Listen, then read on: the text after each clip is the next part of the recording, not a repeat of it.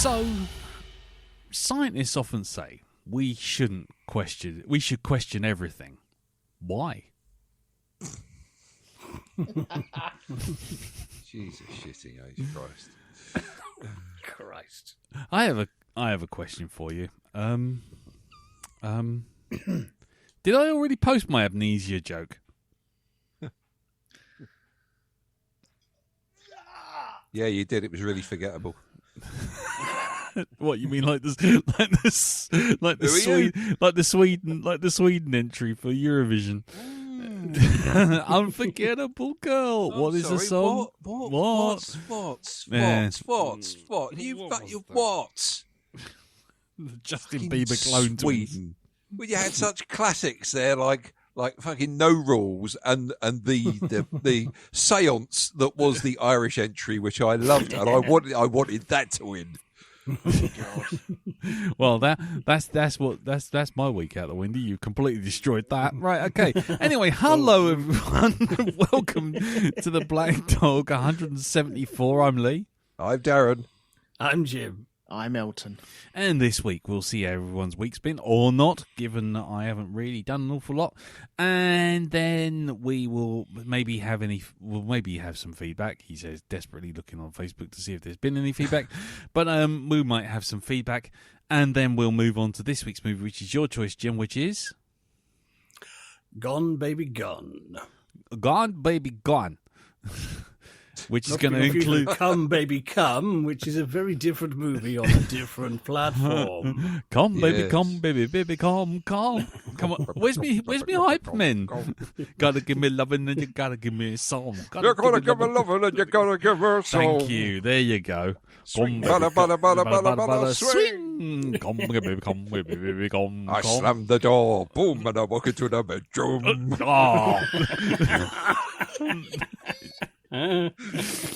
Thank you. Shades of shaking. I'm telling you.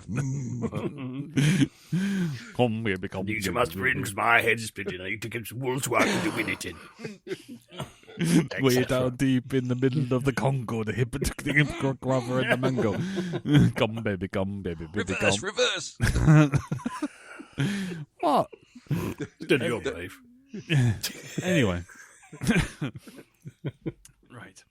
Anyway, so before we get to that complete disaster and get cancelled out up the bejesus, let's find out how everyone's week's been. We'll start with you, Jim. Has anything been happening in your week, sir? Well, completely missed the Northern Lights. Yep. Nice. Yep, same here. I mean, where I live, we have some sort of curse on us that whenever there's anything happening in the sky, we can guaranteed blanketed low cloud, eclipse, blanketed low cloud, solar flare, blanketed low cloud, UFO invasion, blanketed low cloud. We won't know. And when we get the celestial blanket of low cloud, it'll be a clear sky. Absolutely, that's the way it works here. It is. But we did have nice weather, so we've had the summer now. We're back to rain today. It was nice all 3 days of it. Heading into autumn now. So. Yeah, thanks for that. So that was nice. We also did do Eurovision, which Lee can bring up later for this week, and we can just chip in on that. Oh, God, yeah. Yes. But other than that, not too much. My mum's been having a clear out of stuff, and she said, I've got a box of books. You want to look through them? He's kind of course. I am a book magnet. Yes. But she had some lots of old books. Some of them used to be mine from when I was a kid. It's kind of, you still got these? Well, I'll have them. Yeah. And she had lots of Ladybird books. Oh, right. Now there's one I don't remember. It's looks like mint condition. 1963 it was published. Right. It wasn't mine. It wasn't my sister's. I don't know where Mum got it from, but it's called Things to Make. And right, this is an interesting sort of little bit of time travel, right? And the way it's how to make invisible ink for secret messages. You know the old thing, lemon juice. Oh yeah, old classic. Fair enough. That's good. Yeah. Pattern printing with a potato. Yes, one of the old standards of children's craft. But then you get a colourful mobile. This makes a pretty decoration. Oh, okay. Coat hangers? Yeah, you will need a wire coat hanger, some strong cotton, some eggshell halves, old nail varnish, and yes, you make a mobile out of broken eggs. Nice. It's kind of God. This is the post you. Whoa. Yeah, that's it. Wow. But that's not even the most mad one. This is one of these gifts. A false face. What? This is a mask which should give you lots of fun. Or terrify everyone around you. And the picture is, frankly, truly terrifying. Yeah. Imagine a High Court judge crossed with Frankenstein. Oh, A big square pink face with white cotton wool hair, like a wig. Wow. Absolutely frightening. Right. And I say, there's some of the way it's written, it just does sound like it was written by Mark Berry. Like for potato, things you will need. A medium-sized potato. A knife. Ask Mummy for one that is not too sharp. Yeah. Also, my favourite one was for a Christmas log, Yeah. which allegedly, and I say allegedly, this will make a lovely Christmas present. A Christmas log. Things you will need. A good thick log. White paint, lacquer and a brush. A sprig of holly and a packet of glitter. And so forth. But and then you go, what you have to do. Ask Daddy if he will bore a hole. Brackets Right. for the candle. Halfway through the log. It's going, oh, Daddy a bit pissed and he gets a bit drill happy. Oh, no, Daddy. No, Daddy, no. There's a hole in the cat now. Yeah. Yeah. Why? Basically, it is a stick with a hole drilled in it, which you stuff a candle, garnish with 2 holly leaves, tie a ribbon round it, then put it on a paper plate and surround it by cotton wool, and voila, a Christmas log. Wow. That's a spectacular gift. I can't think of anyone who'd be happy to receive that. That would be amazing. It's just wonderfully demented. That's brilliant. And I say it's immaculately illustrated, but there's some things that are just surreal. Like, this is a toy that boys and girls used to make a long time ago. A leather sucker. A level what? what? Yeah. Things you will need. A strong piece of leather. A thin knitting needle for boring hole. 3 feet of strong string of the same thickness as the needle. Some quicklime. Scissors. An old cup and a pencil. A bag of Place, fertilizer. place these on a newspaper. What you will have to do. Place the cup upside down on the leather and trace round it. Remove the cup and cut out the circle of leather. Bore a hole in the centre with your needle. Thread the string through the hole and tie a knot at one end so it will not pull through the hole. Soak your sucker in water until it is quite soft. Now you can press your sucker tightly against a flat surface, a box, for example, and lift it up by pulling the string. Bless And life. he's like, you fucking kidding me? That will never work. Come on. This was a hoax you put in to fool the children of the 60s. Yeah. You will need a long wait, some rainbow paint, some ice for an Eskimo, Square bubbles for the spirit level. square bubbles. A bag of blue sparks. Wow. That is marvellous. There's another thing called to make the children in the shoe. This would make a nice present for a little girl. Things Nice. you will need.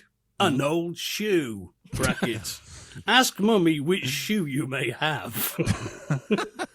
Because Mummy's the arbiter of all shoes. Yeah, of Mummy's only course, got yeah. one leg as well. So there we go. Yeah. Yeah. Absolutely terrifying. But a classic volume I'm very pleased to own. I might be scanning the entire thing and reading it in that stupid voice for please. YouTube very Yes. soon. Please. Yeah. You will need some small dolls. Yes. What? I don't just have dolls, some tiny dolls lying around. I'm not insane. I've got to be honest. Every time you went to read out some of those stuff, I expected a bag of fertilizer to be involved in there somewhere, Yeah. and some other chemicals. You know, A pipe bomb. yes. A false passport. Just a go bag, isn't it?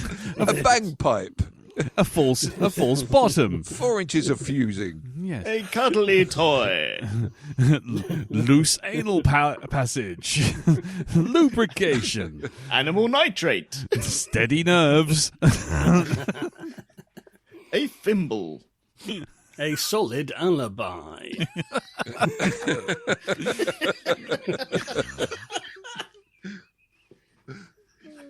A police scanner. At least 1,500 quid in your pocket just in case. A monkey just to put the cops on the run. Fake passport. And, New identity. a plane A safe ticket. house. A plane ticket to a non-extradition friendly country. This is where the false face evidently comes in. Yeah. Yeah. Yeah. A doppelganger. If that doesn't work, you can use the leather sucker to climb up the wall, like Spider-Man. Yeah. The leather sucker is only available in Soho. Go to Gold Compton Street for your leather suckers. Anyway, moving on. No, okay. So do scan those up, Jim. I think there's some mileage in that. I Hey, think. Jim, I know you do. Every year you do like an advent calendar. I think you should have this as an extra advent calendar. One recipe or one set of ideas per day. Oh, that could be done. That could be done. There you go. Bonus. There we are. Yeah. I've just put on the chat the false face. You can see that in all its glory. Okay. Oh, let's have a look at this. What? I'm sure this is It's the fucking stuff of Bruce nightmares. Forsyth. Good game. Just Somebody's been remember, last week's keep audience. dancing. Oh, you're a lovely audience. You're so much better than last time. Oh, my God. And there's I'm the an leather entertainer. sucker coming in now. oh, good lord! What now? What the fuck is that? Jesus, man. That looks like something from like Scarfolk. It is me, Leclerc. If you didn't have the text, you'd think it was some sort of very primitive rumba. Yeah, or maybe, It or looks maybe, like a metal box with an aerial. or maybe, maybe some kind of like explanation graphic for how the Event Horizon works. I mean, it just it went through the hole, came out the other side. The leather sucker. This It's is incredible, a isn't it? laser disc. Oh, it's just Yeah. that's amazing. Yeah, yeah. It's the kind of thing you sort of see in Tomorrow's World. They go, you can spread peanut butter all over it, and it'll still play Eric Clapton's "Wonderful Tonight." Wow, that's quite the thing. That's yeah. The face is particularly good. For those of you who haven't seen it, obviously, imagine if someone had decided to draw a face on a shoebox, cover it in white cotton wool over the top, and then a bit of white cotton wool across the middle. Looks like someone's been, shall we say, at the leather sucker, and then some cotton eyebrows. It's and the eyes that are. You've just figured that joke out. Where did you go? Where did cotton eyebrows? Garden eyebrows. I've been wearing a long time ago. Where did you come from? It's like some kind of nightmarish entertainer from the Minecraft dimension. Yep. It's something else. That's truly something Block else. Forsyth. Yeah, blocks. Yeah, block also. Yeah, nice. Well, I would say, is there anything else? But I think you've supplied us with plenty. I think that's enough, isn't it? There's enough nightmare fuel from that one. Yeah, that's enough Little internet for me picture for one there. day. That's quite the thing. Cool. Okay. Well, moving on from that, Elton, have you got anything going on for your week, sir? No, it was Okay. fairly quiet. I wanted to join you guys in lambasting the Eurovision, but I wasn't allowed in. So Yeah, what happened there? Because you said you got put in internet prison or something. yeah, Yeah. let's not go into that. Oh, did you done have a fight with someone No, online? no, Putting nothing dodgy like pictures on your Facebook wall again. Yeah. No. They caught you this time, didn't they? Yeah, you shouldn't. You posted your OnlyFans links on the wrong page, right? That's true. Yes. Yeah. It didn't invoke the incognito Yeah.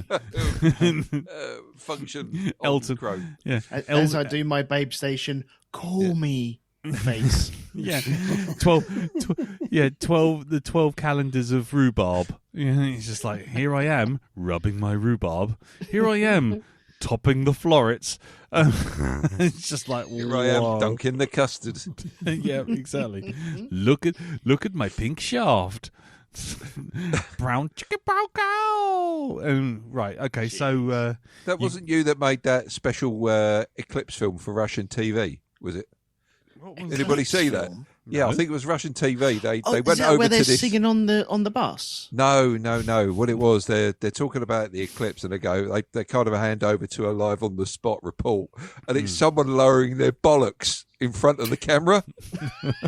Cobra Commander. It could be, yeah.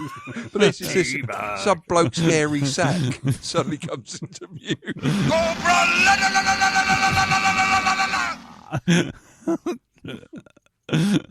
Yeah. nice. Yeah, just lowering his nuts onto the screen. Ah, well, okay. That's a. No, I didn't see that.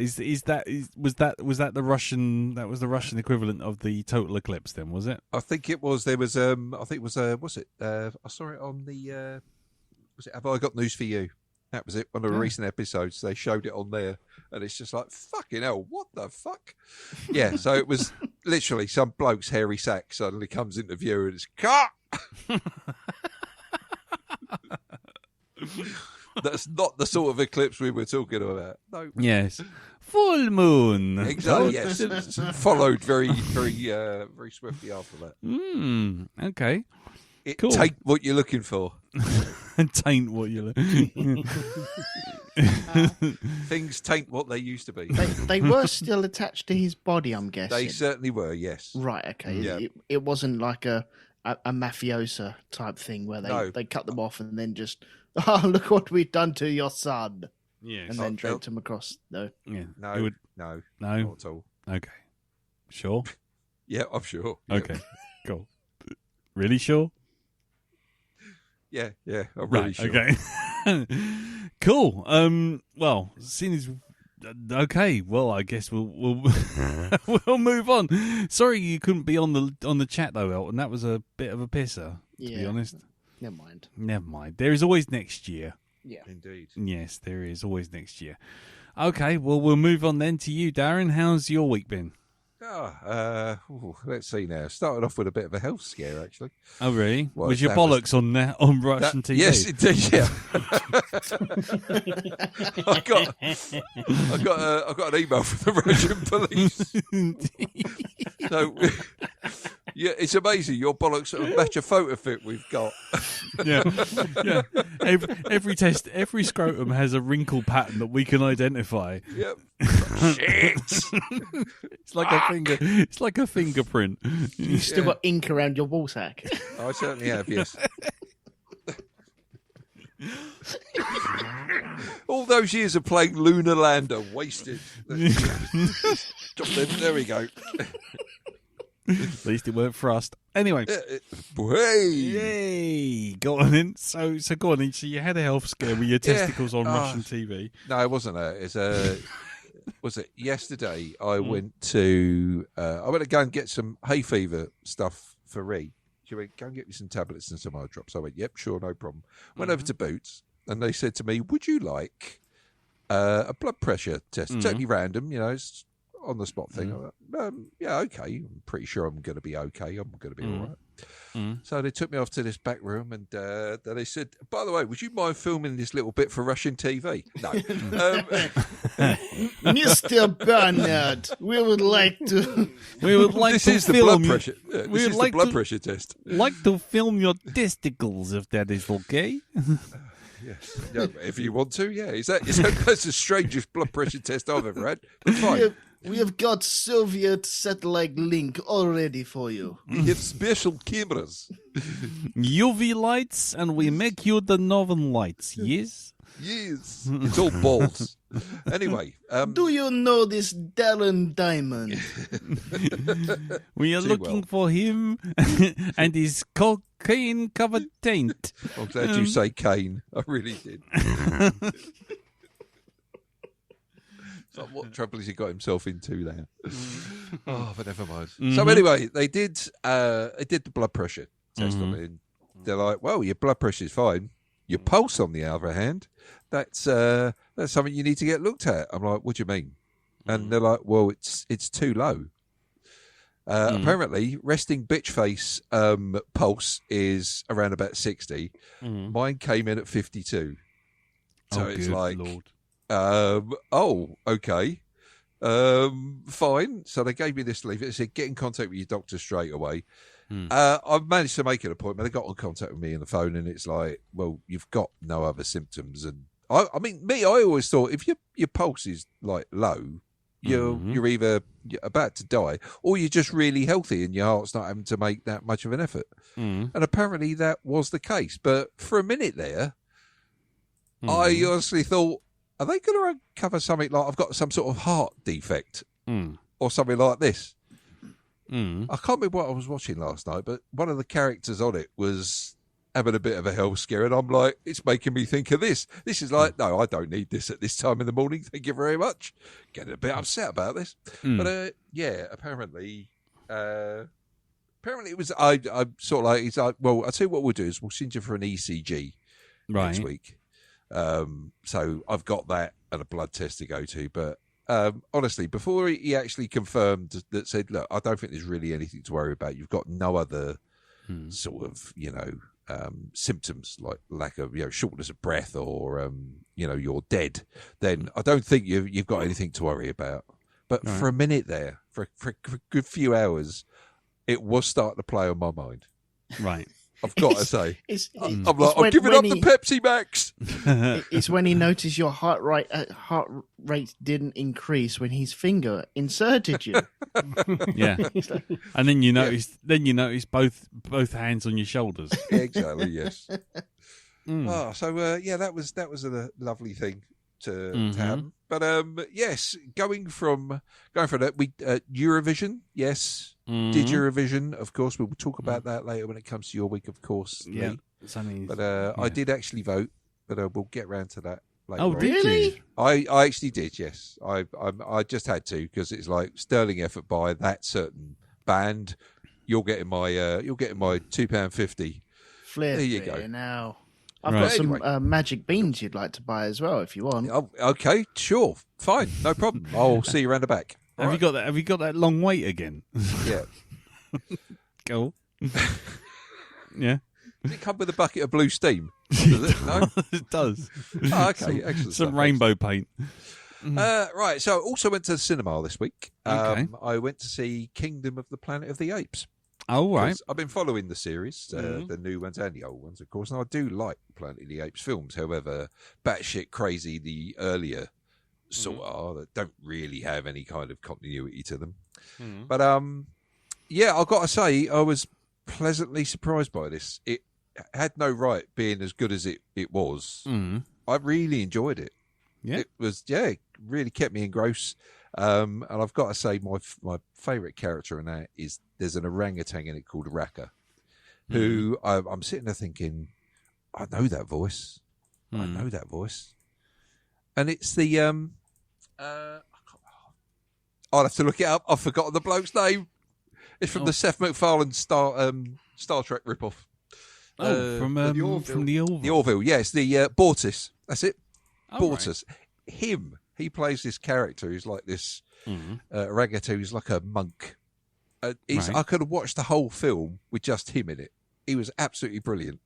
Right. I've got to say also the special effects, the expressions on the chimp's face, really, really well done. There's only 2 bits in that film where the special effects kind of let the film down. There was one where I think one of the apes moved quickly and it just looked a little bit too computer game-ish. Right. And also it seems as though they can't put any of the apes in the water because the water looks greasy when they're in it. It's like the actual resolution drops slightly on the water. Yeah. But apart from that, everything else absolutely brilliant. Really, really, really looks stunning. Really, really good film. So yeah, thumbs up from me. They're setting up for a whole brand new trilogy now, aren't they? Yeah. The story, I'm really looking forward to seeing where they go with it on this one. Because it doesn't, not everything's happy clappy by the end of the film. It gets resolved, but yeah, there's still kind of, it's not, hey, let's all work together and be friends and stuff. There's still dodginess afoot. So it's, I'm going to be interested to see where they take it. When you say they're setting up for a new trilogy, is this the start of the new trilogy, or they're going to do a new trilogy? No, this is the start of it, and they've not confirmed a sequel, which I hope they do for this. I did hear it's something like a further 9 films or something ridiculous like that. But even if we get an extra 3, if we get an extra 3 out of this, I'll be happy. Because I enjoyed the performances. All the performances are really, really good in it. But yeah, the guy who plays Raka, that character is my favourite. Definitely head and shoulders above all the rest. I did see a comment about that of someone wanting Mark Wahlberg to come and land at some point. Oh, please no. Hey, how's which your I mom? think would be amazing. So you're an ape. How's that going for you? Say hello to your mom for me. Hey, you're dead smart. That's smart. Hey, so you're a gorilla. Like, how's that doing for you? How'd you handle like the hot summers with all that fur? Say hello to your mom for me. Say hello to your mother. Oh, good Lord! We haven't even got to the film. We're already trying the Boston accents. I keep thinking that whenever people mention Mark Wahlberg, it's always that fucking SNL sketch where it's Mark Wahlberg talks to the animals. Hey, so you're a cat? How's that working out for you? Yeah, say hello to your mom for me. Yeah. So So thumbs up for that. And the other thing I did see this week, which has got quite a lot of press, because it's something that has caused quite a bit of a stir, and that's Baby Reindeer. Okay. Jesus H. Christ. I've watched 2 episodes so far. Right. And after I saw the second episode, by the end of it, it's like, I think I need to step away from this. I'll come back to this another day. I haven't gone back to it Right. yet. It's quite a disturbing show. Right. I mean, that's really is putting it mildly. For anybody who doesn't know by now, if you've had your head buried in the sand, it's actually based, and I'll say based on a true story, because there's still, I don't know, there's still some question as to whether some of it took place. There is an interview with the woman who it's supposed to be aimed at, who's the real life Martha, as it were. There was an interview with her with Piers Morgan, and I am no fan of Piers Morgan, the arbiter of truth and justice. There, yeah. But I'll tell you what, she's not done herself any favors with this interview. Contradiction. Yeah, there's quite a bit of it in there. So what's it actually about, just briefly? It's about a guy who works, he's a comedian who's not been very successful, and he works in a pub. And what he does is, this woman walks in through the door, and she looks quite sad, like something's happened to her, and he takes pity on her and offers her a cup of tea for free. And that is where it all starts. And she stalks him. Right. And it's just, it's quite full on. from the get-go. It just, there's like a very steep curve on this going up. Right. He doesn't. The guy. This is what I've got a bit of a thing with this. I don't know many people who would go through what he has said he's gone through, and actually star in the dramatization of this, because there's I don't think it's. I was just going to say, I don't think he's actually the victim of it. No, he is. That's him. That's him. That's the guy. I thought he was right. Okay. No, he's the guy that wrote. He made a show about it, and this is the actual TV version of that show. He's starring in it as himself. Okay. Yeah, it's an interesting one, but it's also quite terrifying in places and quite very much disturbing. Okay. And as he's going through this, you can see, like in Breaking Bad, where you can see Walter White is about to make a really shit decision, and if he takes another path, he could save himself a lot of trouble. There's some of the stuff the guy does in this where he's kind of like, no, don't do that, mate. No, don't do that. You're just steer clear. To make a mistake. You're about to make a big mistake. And I've got to say this: the guy in the guy who's written it, who's the main character, you can hear the monologue in his head, and he's up front. He's not perfect, and he admits this, and this is part of his monologue. Why it's like, why do I do this? Why did I just do this thing here? Am I actually looking for some kind of validation in my life, and this is why I'm letting this person do this, or is there another reason? Right. And but yeah, there's one bit where it comes to a head. I think it's like the end of episode 2, and that was when I'm like, I think I need to just step away for a while. Out. Yeah, I'll carry on watching it, but it's just, man, I tell you, the performances in this are fantastic. They really are. The actor who plays Martha, Jesus, she's really, really good. Yeah. Yeah. It's I don't know. There's a whole roller coaster of emotions that you'll experience watching this thing. Okay. So, Ree's already watched it, or she's watched it a lot further than I have. And she said, "Do you think this is bad?" The show's just gone. Hold my drink. Yeah. It's a bit like The Handmaid's Tale, where you think, how much more shit can these women be dealt? And it's like, show, well, yeah, you ain't seen nothing yet, my old son. Yeah. Really? It's the sort of show where you look back from like episode 4 and you laugh at the shock expression that you had for what you saw in episode 2, because you know what's coming up. The happier times. When it was just mild shock as opposed to, oh my God. Indeed. So, if you can, it's, like I say, it's a very interesting watch. Performances are all good, but it is one of those shows where you can say, even though you think it's been written well, it's one of those sort of shows you can't say you enjoyed. No. I thought it was going to be one of the greatest shows I'd never actually watched as well at one point, because I sat there with my hands over my eyes, just looking for it. When you look through things through your, like a little gap in your fingers. Yep. Yeah, you get a lot of that in it. Oh God, no! I don't think I could handle that. Yeah. Nah. That's definitely no.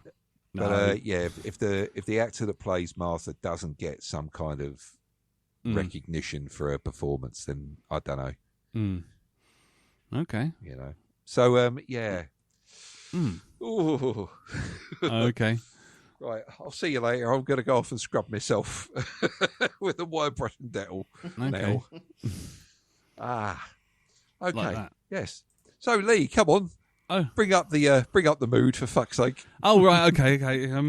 Right, okay. Well, then my week's been pretty blank, really. I will tell you one story that's just occurred to me. Go on then.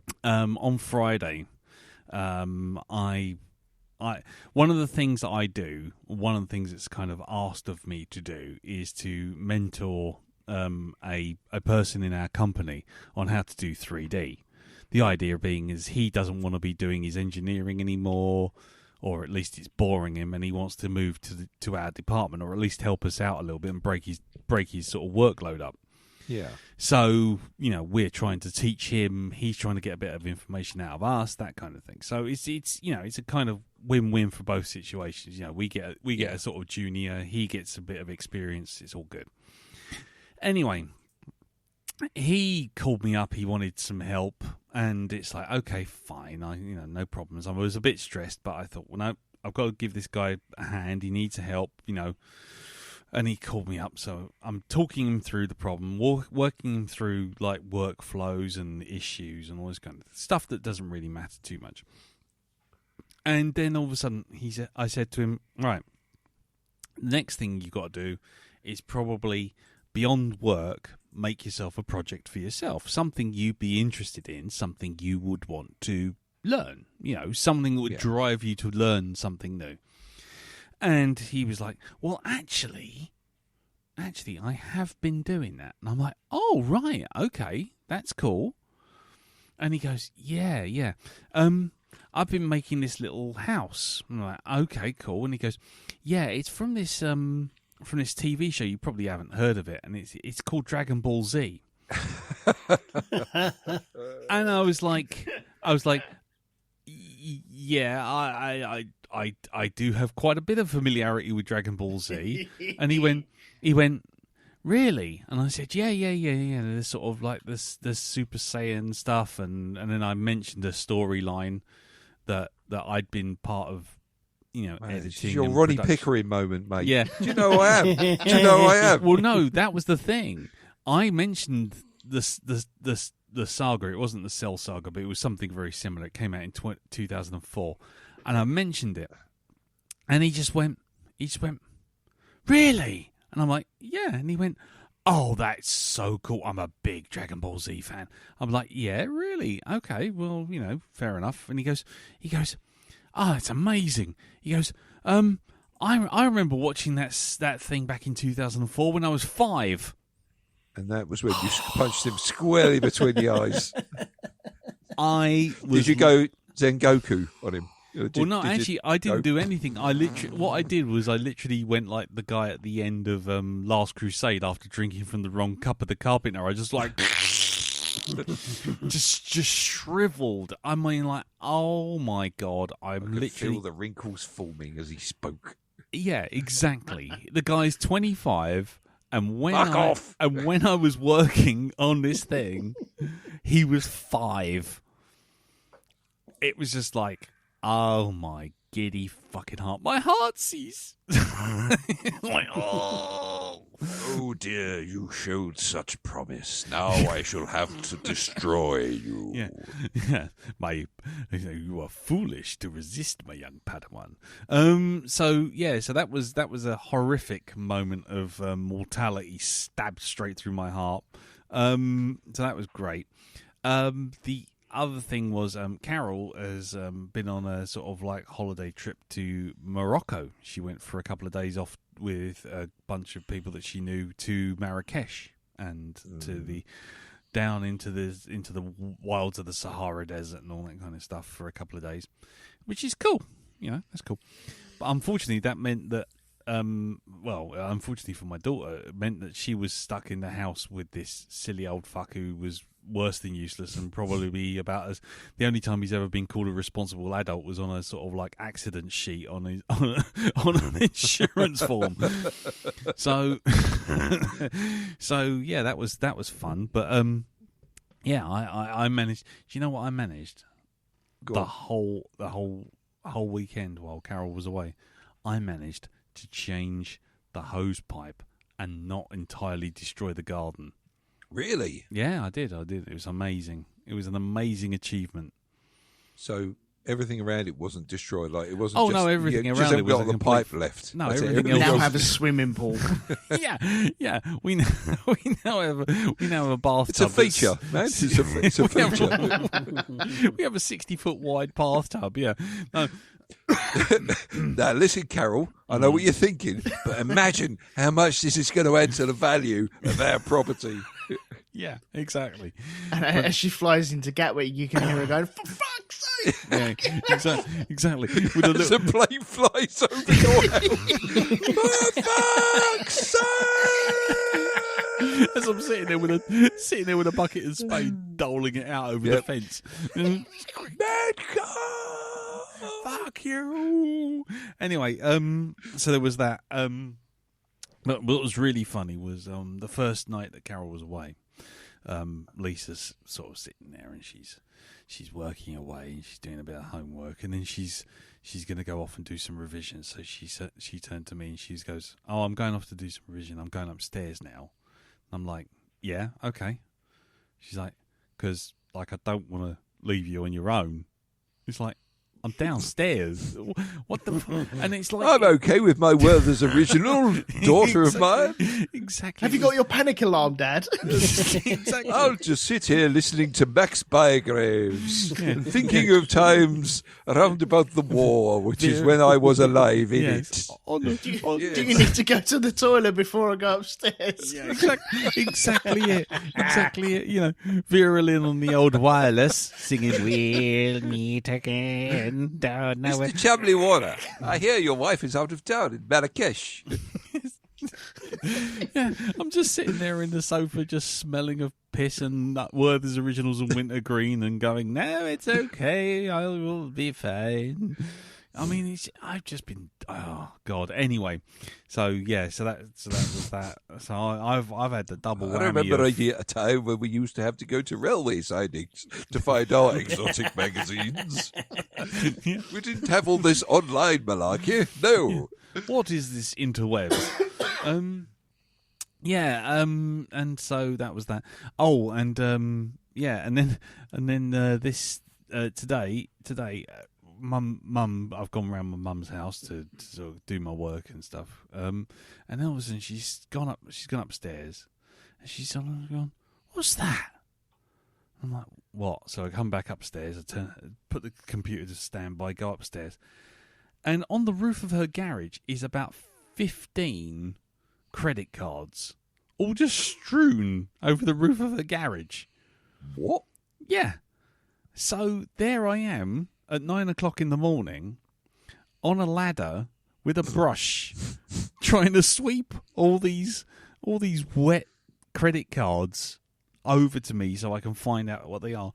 Yeah, it turned out someone had their car broken into, nicked the wallet, and then someone's not very happy at finding all the cards and thrown all the cards over the fence. That's a new conservatory doing for you, Lee.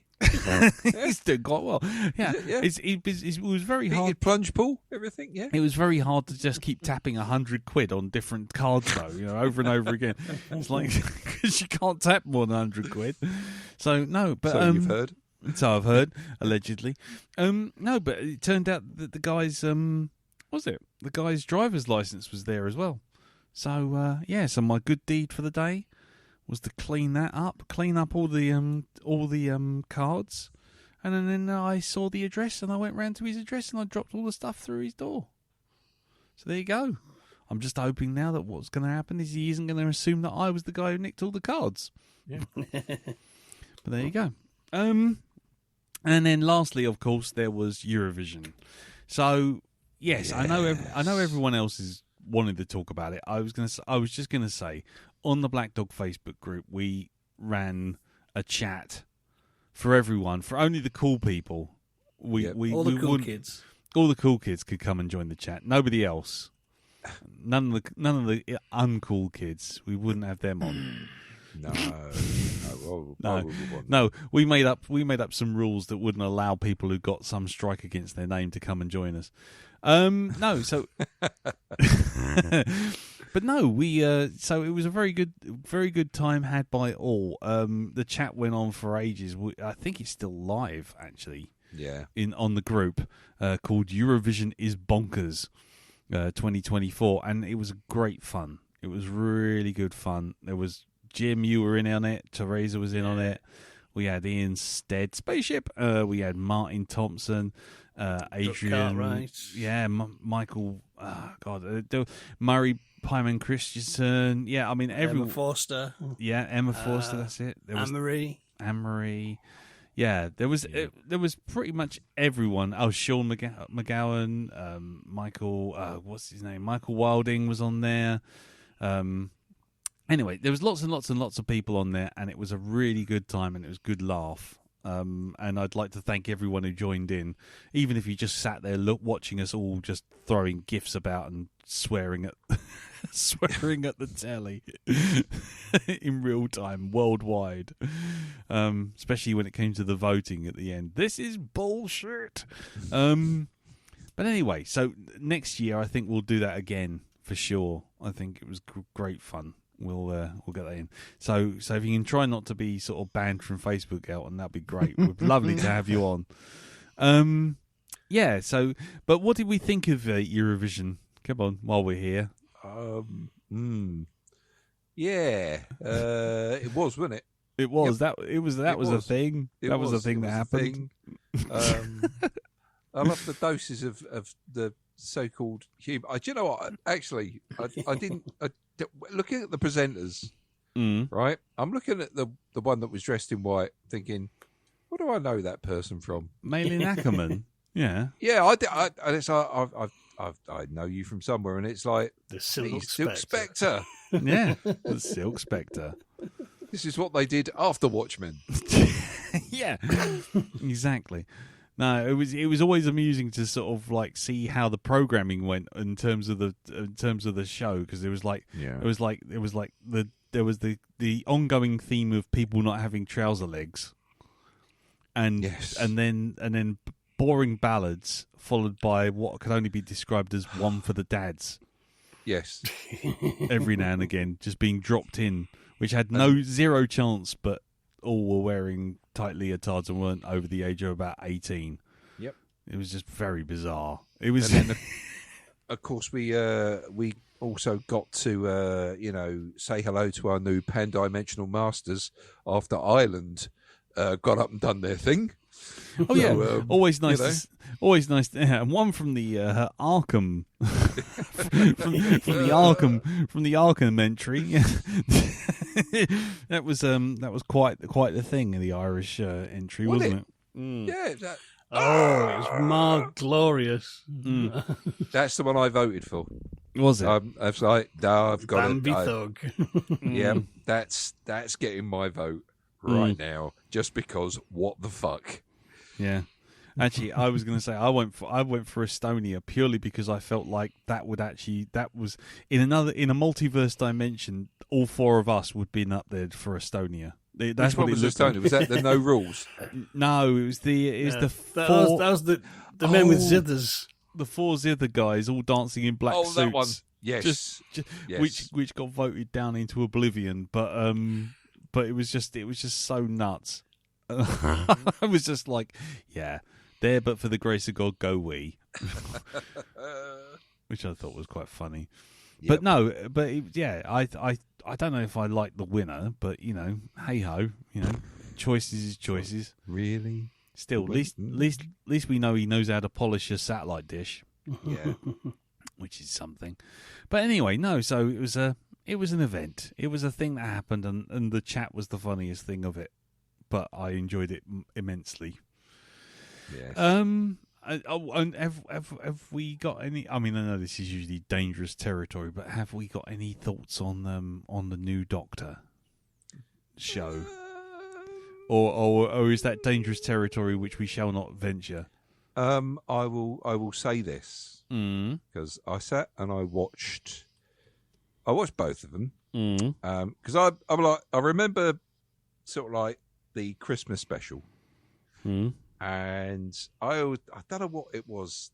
I came away thinking that, it's like I'm seeing in the Christmas special, I'm seeing the Doctor dance, and it's like he actually looks like a competent dancer. So, yeah, have they made this one too cool for school? Because he's not supposed to. He's supposed to be like socially awkward and stuff like this, and no matter which version you get, there's always that kind of because he's an alien and this, that, and the other. But I'm glad to say. I mean, I watched it and I thought I like his energy.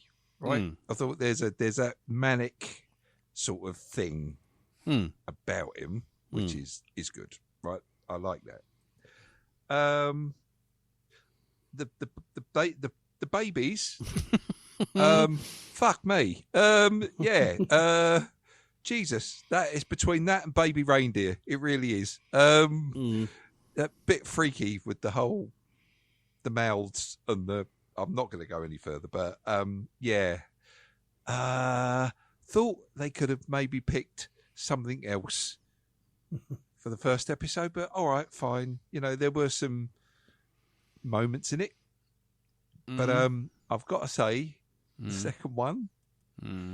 I have never hit fast forward so many times because I could see it coming. It's like, oh no, no! I could. He's just winked, and it's musical number. So I've gone straight for the sort of like on the BBC iPlayer.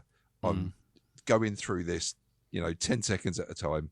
Completely missed out that section, thankfully, and then the bastards went and pulled something else out the fucking hat about 2 seconds after they get over that bit, and again that was 10-second fast forwards on that. The writing, I know a lot of people really love RTD, but he's doing the same thing again.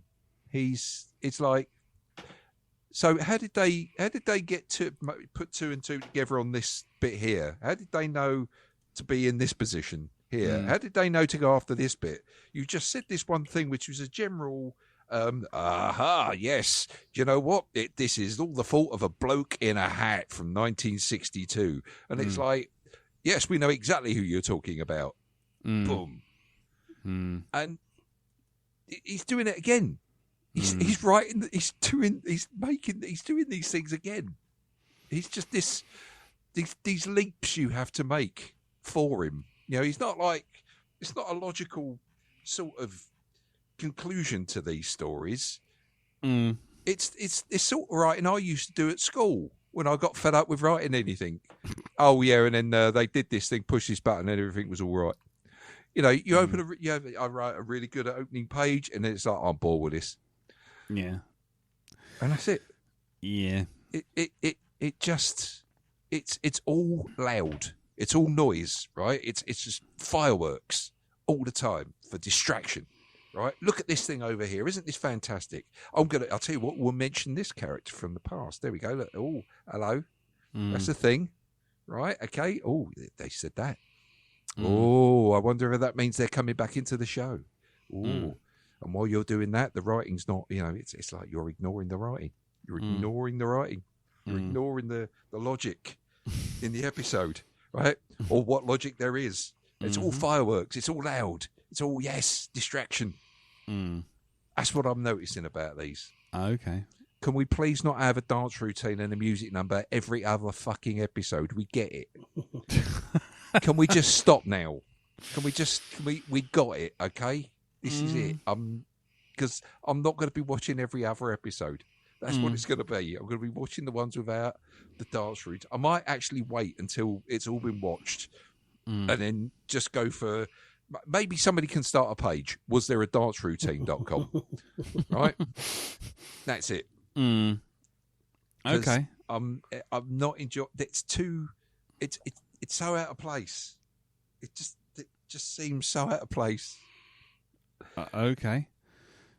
Jim, do you have any additional thoughts, or would you like to remain neutral and impartial on this matter?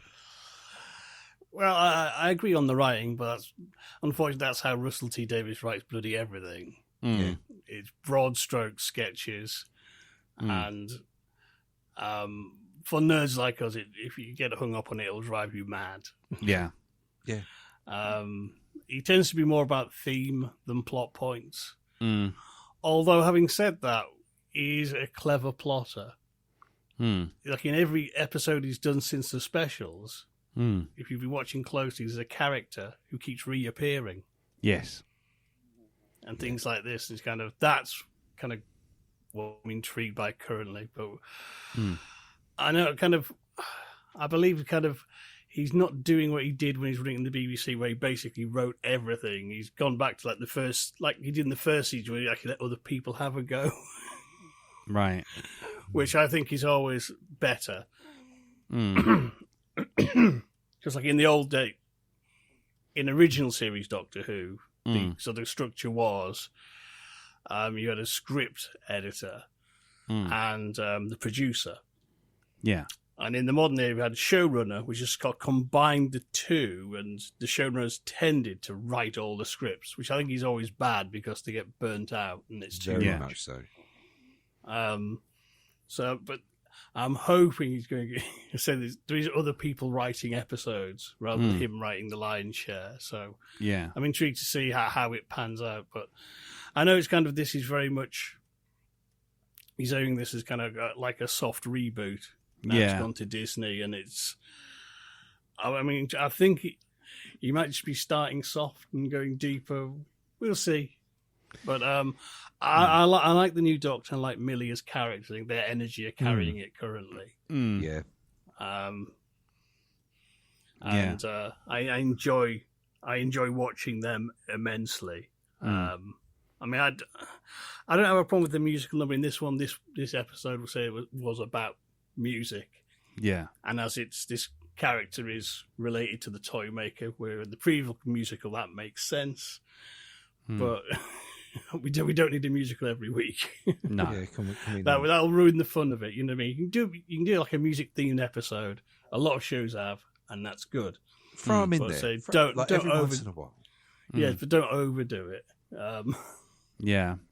It's almost like the slow-mo speech. Oh, anything that have dialogue in it, we wanted to put slow-mo in there. Yeah. Yeah. That's what it seems like with the musical numbers in this now, and it's just... I mean, and maybe I'm going to be controversial here, but the musical numbers didn't bother me as much as the hand-wavium thing of just running the plot too fast. Yeah.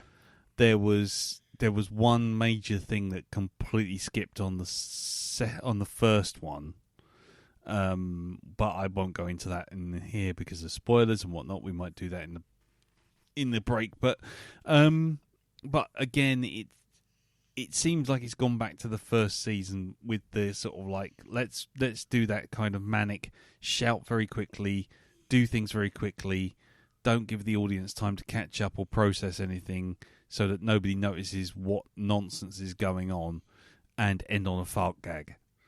You know, it's gone back to that, and someone sent me a message at the time saying, I don't think I'm digging this, and I'm saying, well, give it time, because I wasn't digging it when Mickey the idiot got eaten by a plastic bin. You know. So these things do improve and these things do change. So I'm not really in that position of kind of just condemning it without giving it a chance. But yeah, there was definitely a couple of moments there this week with the double bill, and I have to be honest with you, and maybe this is completely, spurious and there's no fucking basis for it whatsoever, but that second episode genuinely felt to me like it was mid-season and they bumped it up. Like it was going to be episode 5 or 6, and then they just suddenly went, well, actually Eurovision, let's just put it here, put it a musical episode before the music festival, and just throw it in there, because there was a couple of lines said by Ruby, which is not a spoiler, but she made sort of allusions to the fact that they'd kind of been travelling together for like 6 or 7 months. Right. And it was just like, oh, so that just, all this other stuff just happened off screen, did it? Okay, fine. And there was a couple of moments like that, because it's sort of like, as far as we were concerned, we've gone from one episode to the next episode. She's only been with him for a day. And then all of a sudden she's sitting there going, yeah, but Doctor, you're the most clever, intelligent man I've ever seen you run away from anything, blah, blah, blah, blah. And it's just like, right? How have you come to this conclusion? You literally just got in the box with him like 20 minutes ago.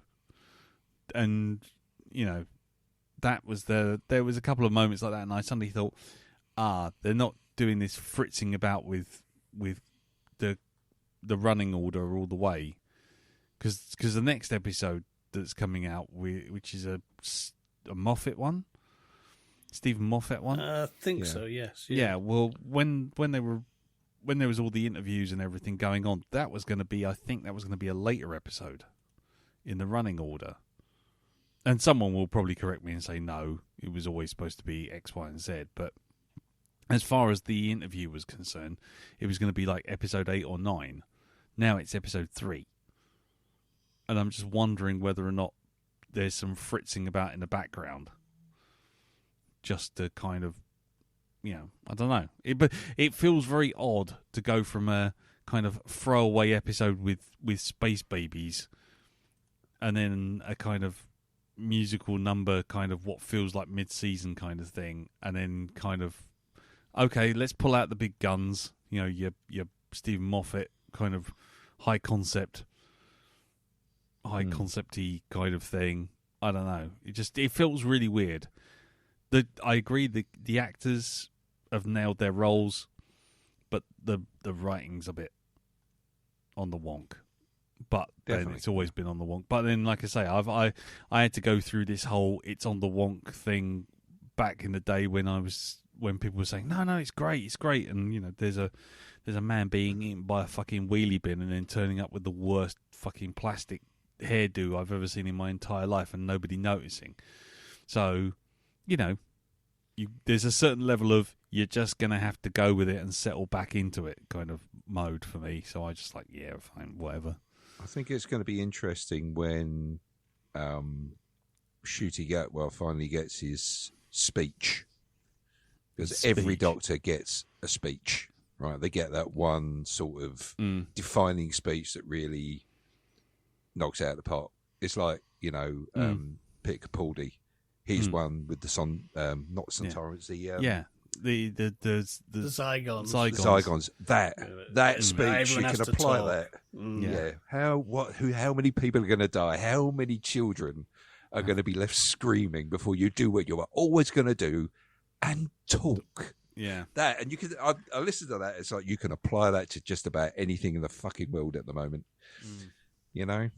It's like, when's his moment going to come? What's that going to be that pushes him to that moment where he's standing there just losing his pieces? Yeah, I guess we'll find out, won't we? Mm-hmm. Anyway, there you go. That's an hour done. Wow, not bad for only two of us had anything. Two of us only had anything to actually say about our week. But anyway, speaking of, let's just see if there's any feedback for last episode, which was Wolf of Wall Street. Oh, there was a piece of feedback. It was from Andy Palastides of The Great Derelict. Mm-hmm. Last week, one of you guys, I think it was you, Darren, or it was you, Jim, said you'd watched Shogun. Not me. Yes, no. I did. Yeah, you've seen Shogun. Yes. Yeah, well, Andy just wanted to point out that a small note on Shogun. The show pretty much covered the entirety of the original book. If they do make any more of it, it will be a completely new and original story, although it's based on real events. And then he also made a meme joke about the translators, because you were saying about like how the translators are taking like the white guys' comments and sterilizing them for the people they're translating to. Which is quite funny because there's a guy standing there from the white guy standing there going, "I've done far worse than kill you. I've hurt you, and I wish to go on hurting you, and I shall leave you as you left me, as you left her, marooned for all eternity in the center of a dead planet, buried alive." And then the translator goes, "The ancient says he'll leave you in peace." So there you go. Anyway. That was the only bit of feedback we got. So, what are you going to say? If anybody does have any feedback on anything we've mentioned or any other episodes, by all means, come in, send us an email, send it to feedback@blackdogpodcast.com, or jump on the Facebook group, which is the Black Dog Podcast, which is at facebook.com/groups/the Black Dog Podcast. That's also where the chat is. So if we come round to Eurovision again, you have to be a member of that group to join in the chat. And that's about it. So we shall leave it there. We shall take a break, roll the jingle, and when we come back, we'll be there for the Gone Baby Gone or something like that, which is that sounds like Christopher Walken. That's not Bostonian accent at all. Okay, we shall be here to murder the Boston accent shortly. Roll the jingle.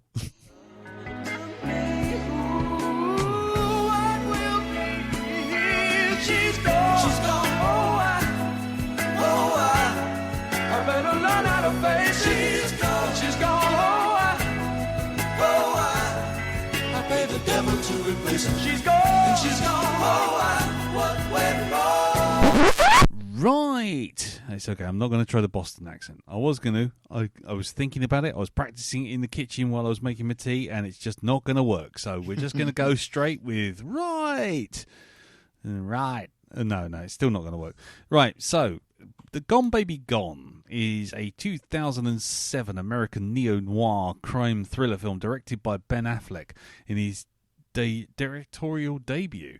Affleck co-wrote the screenplay with Aaron Stockhart based on the 1998 novel of the same name by Dennis Lehane. Dennis Lehane, by the way, if you don't know, wrote the movie Mystic River, which is a particularly fine movie. If you haven't seen it, you should check it out. The film stars Casey Affleck, Michelle Monaghan as two Boston private investigators hunting for a young girl abducted from her single mother's apartment in Dorchester area. The supporting cast includes Morgan Freeman, Ed Harris, Amy Ryan, and it was the final film to be released by the Ladd Company. Who cares? Right. The film had a budget of $19 million. And how much do you think it made at the box office, Darren? Try and make a gag out of this one. Well, just guess a number. 50 million donuts from Dunkin' Donuts. That's softball, but I admire your attempt. Elton, I've got one for you. go on in. One damp tracheotomy. Okay.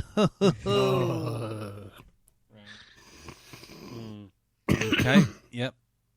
Yep. Go on in, Jim. $130,000 in used notes in a bag. Nice. Found buried in the garden. Cool. Well, actually, you're all wrong. It's make me a fucking martini, Fat Dave. So there you go. Now, actually, it made 34.6 million, so it did quite well. Didn't do anything gangbusters, but it did quite well. So there you go. So this film has got a few things, a few edges on it. So if anybody feels like they're going to get spoiled, then by all means jump away as soon as we've done the round table. We'll do that now. But let's do it. Let's find out what everyone thought about it quickly, and then we'll go around and go into proper chat. So let's start with you, Elton. What did you think about Gone Baby Gone? I enjoyed it. Mm-hmm. Although I do have a major problem with one of the people in this film. Mm-hmm. Which I found to be Casey Affleck. Oh, yeah. Now, okay. No spoilers. I won't get into it now. We'll leave that in a minute, I'm sure. But I think it works well. I'm not saying I worked it out. I'm saying I had my heavy suspicions from the very beginning of a certain character, but I think overall it's a solid cast. Though I cannot fault it on that. I think the cast is absolutely amazing, and I think even Amy Ryan ended up with a nominee for Best Actress. I think it was. I don't know. I honestly don't know. Yeah. But, I enjoyed it. I thought it was very good. I I thought it stopped halfway through the movie. I was like, oh, okay. Is that it? We've got an hour to go. How are we going to pad this? And there's like an hour's worth of trailers or something like that heading my way. But Yeah. I think overall, I enjoyed it. Yes, it was good. Right. Okay. Darren, what about you? Yeah, the film in general was very good. I enjoyed most performances.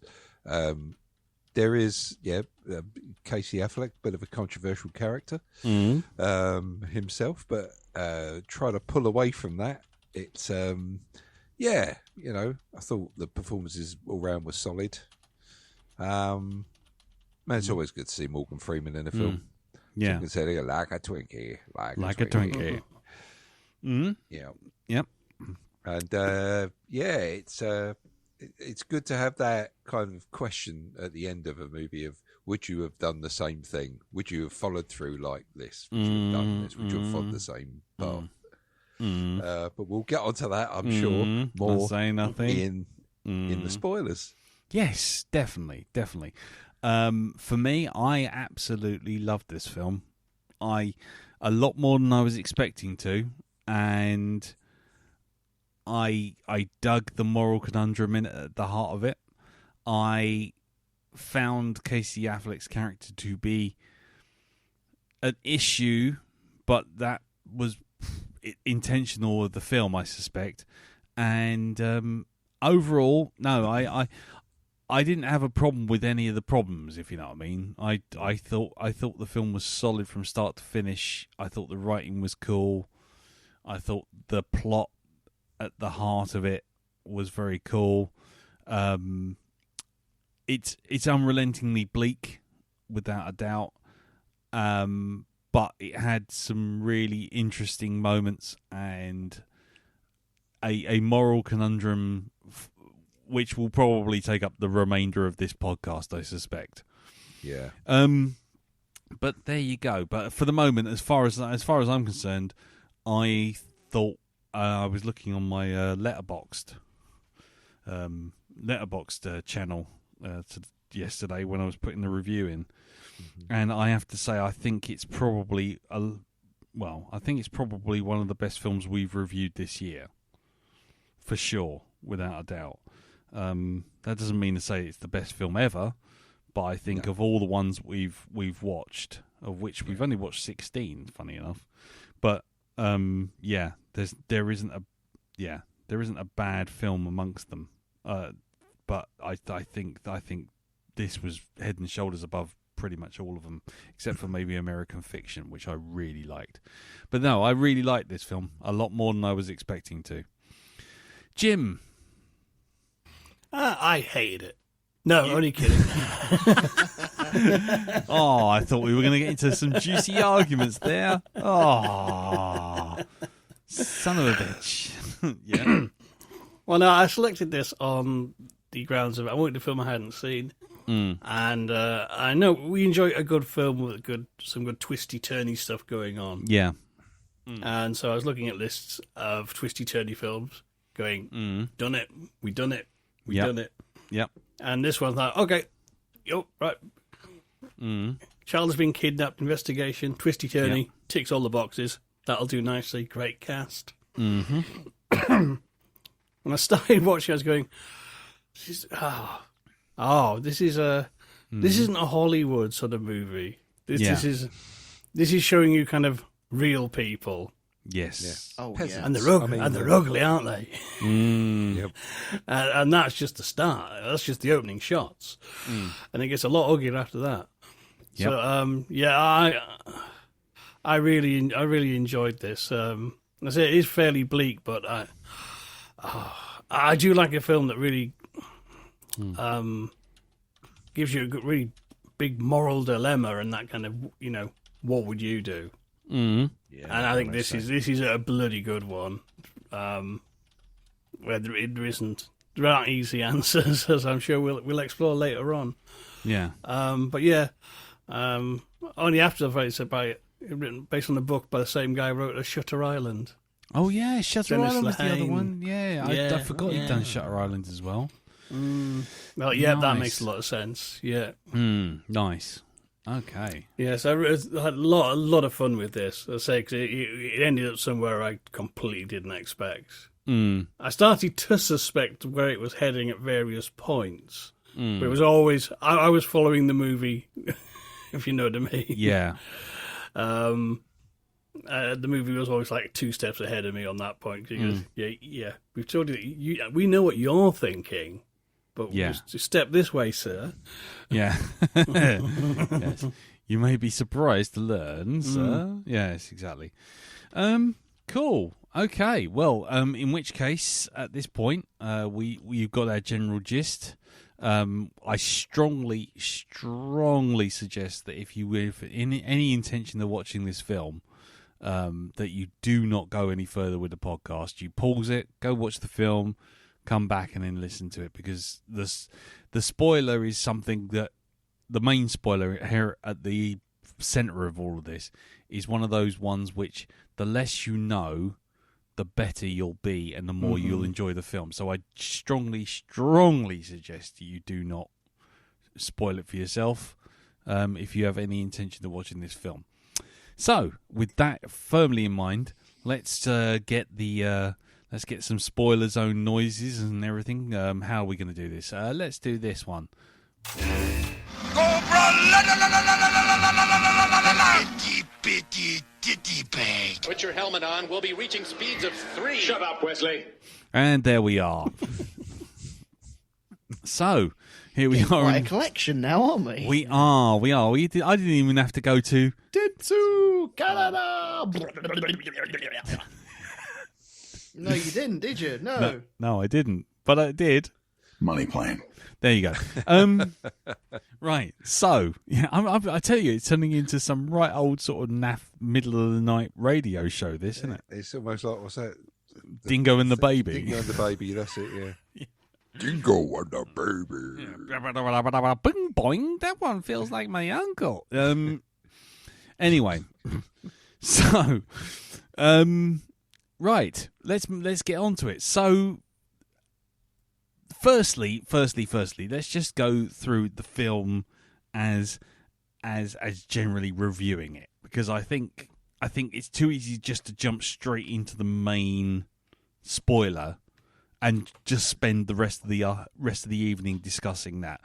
Firstly, what did you think of it in terms of the mystery? Were you on board with the mystery? Were you into it? Did you like the characters? What was your general sense of it before it all suddenly went twisty-turny and flipped it on its head? We'll start with you, Elton. I was on board with this. I was sat there, okay, right, take me on a journey. I want to find out what the hell is going on here. And I enjoyed where they took me. It was down to the nitty gritty of American life. Was it the itty bitty nitty gritty ditty bag? No, not the itty bitty. Tried ditty hard bag. not to say that, Lee. You're just going to thought I was being good. Well, you All didn't. the locks are off, mate. All the locks are off now. I was here, man. I was here for you. You knew it. We knew it. We were all going for it. Yeah, go on. Sorry, Elton. But yeah, it shows you there's a dark side to the American public, and it gets darker and darker and darker. And I was up for that. I wasn't too put off by its bleak outlook. I'm kind of there, so it's all right. That's just a Wednesday for me. Yeah. So, but I liked the characters just drew me in. Everyone was real. Everyone felt like a real person. There were no, apart from one person, there was no stars in there. Right. And Morgan Freeman is the star, isn't he? And maybe that's one of the bits I kind of were like. But once again, we'll get into that in a minute. But I just felt drawn in. I wanted to know what was going on. I was enjoying the twists and turns with it, of not knowing, of guessing. It was a proper roller coaster that I could really enjoy.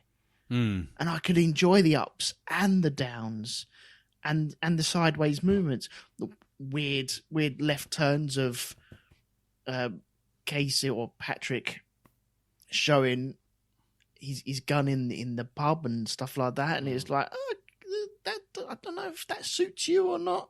That doesn't quite work for me, but the actual characters in there, they were just proper scumbags, some of them, and you feel sorry for a lot of them as well. There's a lot of empathy going on here, and Titus Welliver's moustache is a character in its own as well. What a beautiful moustache that was! That was great. That was a magnificent beast of a moustache, wasn't it? I literally stood up and saluted when I saw that for the first time. It was just wonderful. The way it just kind of twerked on his lip. Yeah. It rippled in the wind. It did. It was like that majestic cow gif. Yeah. with the hair. Yeah. Cool. What about you, Jim? How did you feel generally about the characters and the plot and the story? I liked the reality of it and the kind of the non sort of Hollywood was it. You know what I mean? Going into this kind of, I don't know what I was expecting. But I expected it all to be like, you know, the typical FBI profilers and investigators and all the people with the little ear mics and. I'm going to the building. Okay, I'm pulling up the plans like you can for any fucking building if you're on the internet. Obviously, kind of bullshit, you know. And I liked say that Patrick as a character is kind of basically he finds people who've gone on the lam, and he just gets kind of embroiled in this. But he, you know, because he actually does know the neighborhood, he does know who all the local scumbags are, he is actually very well placed to actually be of some use. He cares, doesn't he? Well, yeah. He is kind of... He has principles, and that's why it's kind of very interesting. He's in somewhere where, well, your faith in having principles or having faith in anything can be very badly shook, I think. Yeah. But, you know, it's what you hold on to you know, to get by, to survive, and you know, believe in what you're doing. But I thought it was just well done. And the fact is, as long as they are real people, they in most cases actually really fucking look like real people. You know what I mean? It's kind of you know, the two detectives. You know, and the only six packs they've got have, you know, come from the liquor store. Yeah. You know what I mean? They look like real cops and real detectives, and just everything. I really sort of like that sort of reality, that sort of, particularly in thrillers. That I think, like a lot of things, things have got very stylized with filters and fast cuts, and this all felt very naturalistic, almost sort of documentary style in places. Yeah. And I think that just really, really worked because at the end of the day, it's all. The plot has many twists and turns, but much like Shutter Island, what elevates it from just being a very good twisty-turny story is the character depth and the motivations and the reasons why. Because it's not just a whodunit, it's also a why done it, and that's where it gets really interesting. Has a hell of a lot of weight. Yeah. Okay. Cool. I mean, yeah, I totally agree on that one. I think the character motivations and the character work were the bit that really drew me in. But I mean, yeah, I'll save my one for after Darren. But Darren, what did you think? What were your general gist of this? Because, like I say, I think it's too easy for us to just jump in on the final plot twist and don't do that, and discuss it to death. But I was trying to get your sense without having to worry about spoilers too much now. What do you think? Well, considering the as we're calling them real people that are in this, the whole film itself reminded me of Brick. Interesting. Just because of the setting. And you know, the characters you meet in that, how they're not there's no like chisel good looks or anything. They're just people, like normal genetic strain rather than ones growing in a test tube. These are this is it. It's like areas like that. Yeah. Have people who they've got their ailments, they've got their disabilities, they've got the little things that are not quite right. Yeah. And it's just that I like that aspect of it. It's very believable. Sort of look about it. I thought. So yeah, that's something well in its favour. As far as I'm concerned. Brick. That's what it put me in mind of. Right. It almost kind of had the same quality as Brick, because Brick is a little bit of a special film when it comes to the sort of noir thing that it does. Yeah. This kind of almost has a bit of that in it. I think it could almost be like one of these 1950s detective movies that you see. Yeah. But just set in modern day. So yeah, I think it's got that about it. So I like the atmosphere it generates, the area. I did Casey Affleck's character. I did like the fact that he didn't take any shit from anybody. Right? No. They look at him and he's like, "Oh, you're nothing. Look at the state here." But it's he's not afraid to go in there and get his hands dirty. As we've seen with a few of those guys, especially the one which, very satisfyingly pistol whips in the face. Oh, in the pub. Yeah.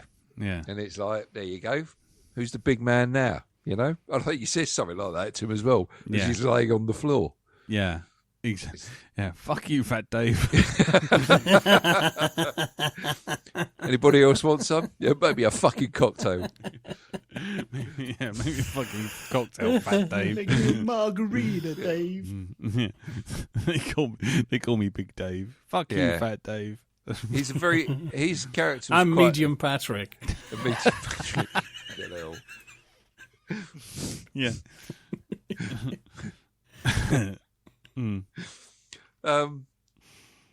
So yeah, I did like the fact that his character seemed very.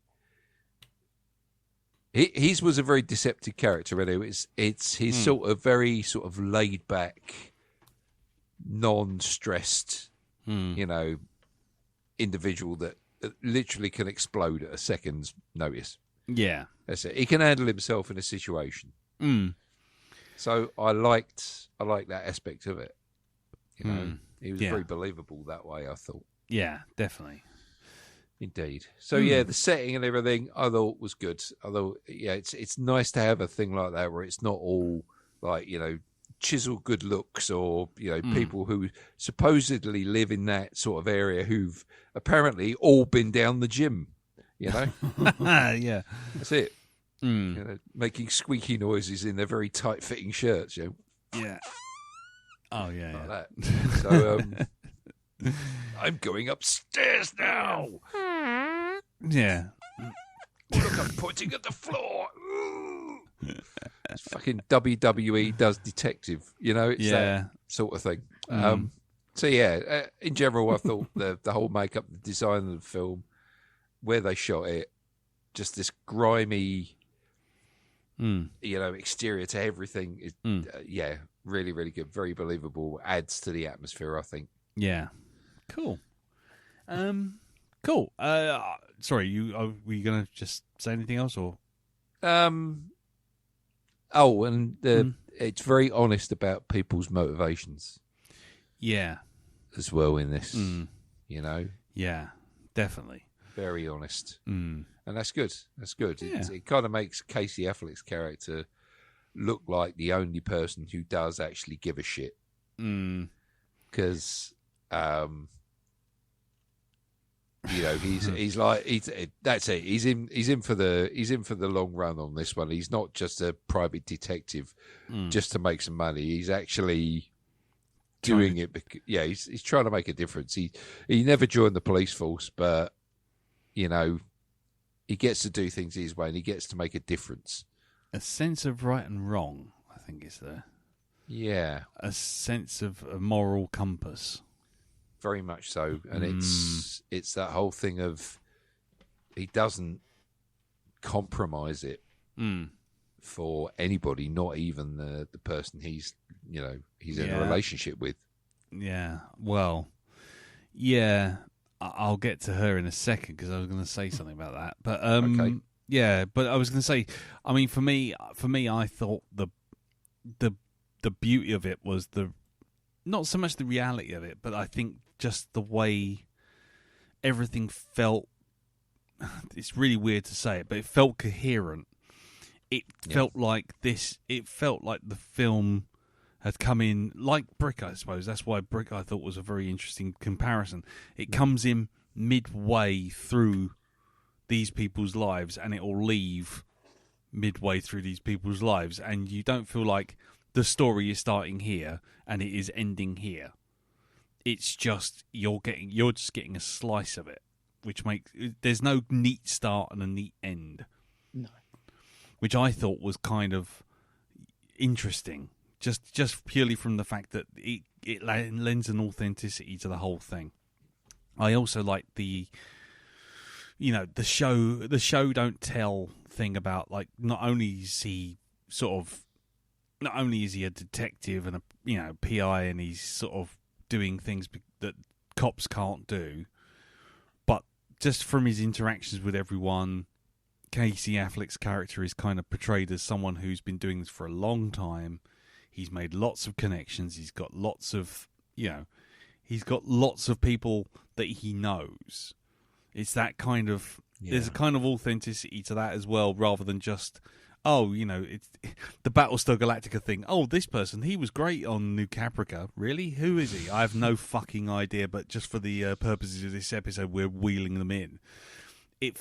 This feels like the opposite of that. It feels like, even though you've never seen these people before, you know that these people have had a relationship and things happen in the past. There's a lot of deep connections there already, aren't there? Yeah, Yes, well portrayed, yeah. The respect that he's garnered from some of these characters, like the guy who runs the drug outfit, who does the pushing in the area, who's his mate. Cheese. Oh, no, no. not Cheese. No, it's the other guy. The one who takes him to that house when he says, those people you were looking for? Yeah, I yeah. found Those one them. you found? Yeah, they got found. Yeah, they got found. What was his name? I can't remember his name now. Oh, yeah. No. Was it Bubba, or was it Bubba? Yeah, I think it might be Bubba. Yeah. Something like that. Yeah. So, yeah. But, so to me, it felt like one of those films where, I think I said this with American Fiction, it's one of those films where, even though the situation might be bloody horrible and the people might not necessarily be the best people in the world, you felt like you could watch it and carry on watching it, and if the film ended, you wanted to kind of be around and see how these people sort of progressed and evolved and changed and moved, and you were still kind of, it's a bit like The Wire. You kind of were watching things happen, and you kind of like, yeah, but I wonder what happened next. Mm-hmm.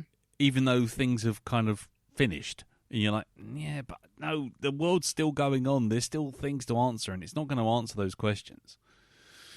But what I was going to ask you guys was Michelle Monaghan's character. Is it Angie?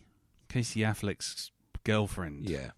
She was portrayed as another private eye, working with him, but she never seemed to actually do anything. And I was she was probably the weakest link in the casting chain, not casting chain, but in the character chain. I was just wondering what you thought, because I kind of came away thinking she was just there to kind of appear and then say something to throw the cat amongst the pigeons and then just leave again. How did you guys feel about her? Well, I think she's kind of. I got the impression she's kind of Patrick's anchor. He's very good at going to dive bars, talking to dodgy people, and busting the nose when it has to be. But I got the impression she was actually a lot better at doing the paperwork, dotting the T's, crossing the I's, dealing with the clients, noting everything down, doing kind of all not the admin, but you know what I mean, handling sort of that side of things, where he's very good at the talking to people, beating the streets, you know, knocking on doors, asking questions, sort of side of stuff. Right. But it's also it's kind of she's also his kind of moral anchor as well.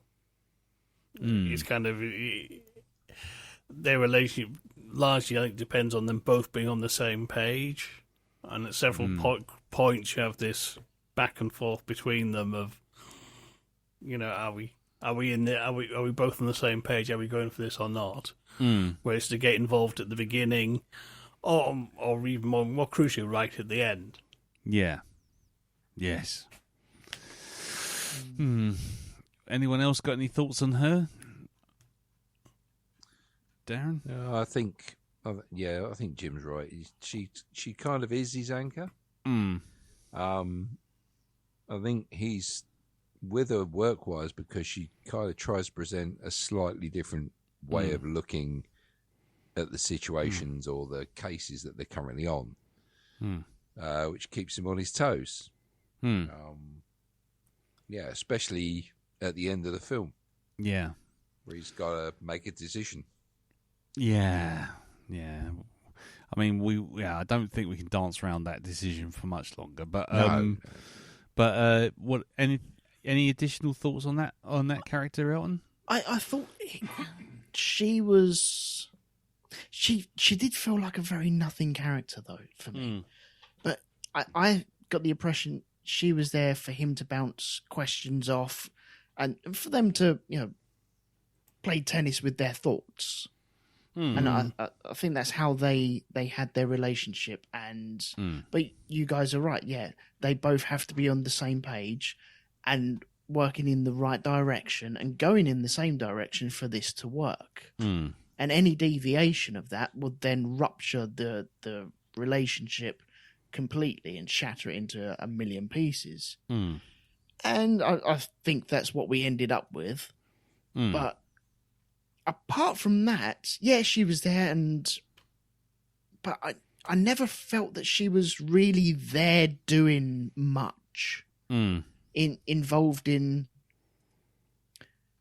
heated debates or anything like that. She was there. She was casing out the joint. And we saw from her perspective when they went in and were talking to the family first off, and when Titus Welliver was talking with his marvelous moustache. And there's another thing I want to mention, but we saw her just glancing around and looking at the house and looking at all the dirty plates and cups and bowls all in the sink. That was from her perspective, so we're looking from hers.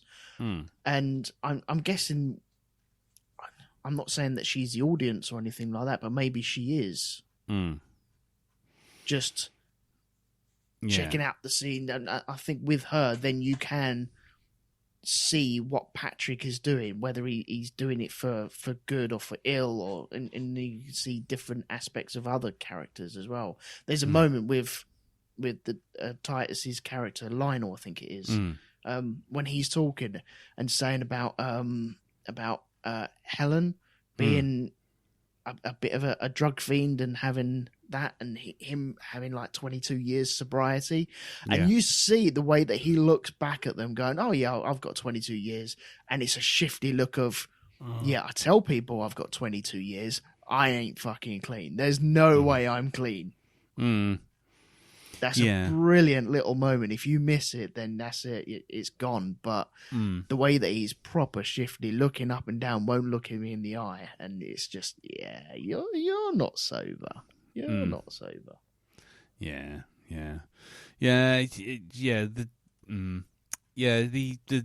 Titus Welliver's character is a kind of an interesting one, really, but that kind of ties back to the morals, to be honest. I mean, just to return to Moynihan's character, for me, I found that she was kind of she'd sort of appear like Leclerc from fucking Hello Hello. She'd the story would happen and you'd completely forget she was there, and then all of a sudden it'd be just suddenly like, it is I, Leclerc, and I'm here to drop the following wrinkle into your moral certitude. Ha ha ha! I'm going to say something and make everyone think, oh, actually, maybe he's doing the wrong thing or the right thing or whatever, and then she would just leave again, and she, other than that, she was kind of there just for Casey Affleck to kind of defend, because it was like the only time he ever sort of sprung into action was when she sort of was being disrespected. Yeah. And so again, it was kind of like she was kind of a weird character. You kind of felt like there should have been more for her to actually do, rather than just say, "I don't want to do this case. Okay, I'll do this case. What are you doing? Why are you doing this? Why?" And then just leave again. Yeah, because she was there at the Rockery type pool place, but she wasn't there when Patrick and his mate went to the house at all. No. I'm trying to think of the other.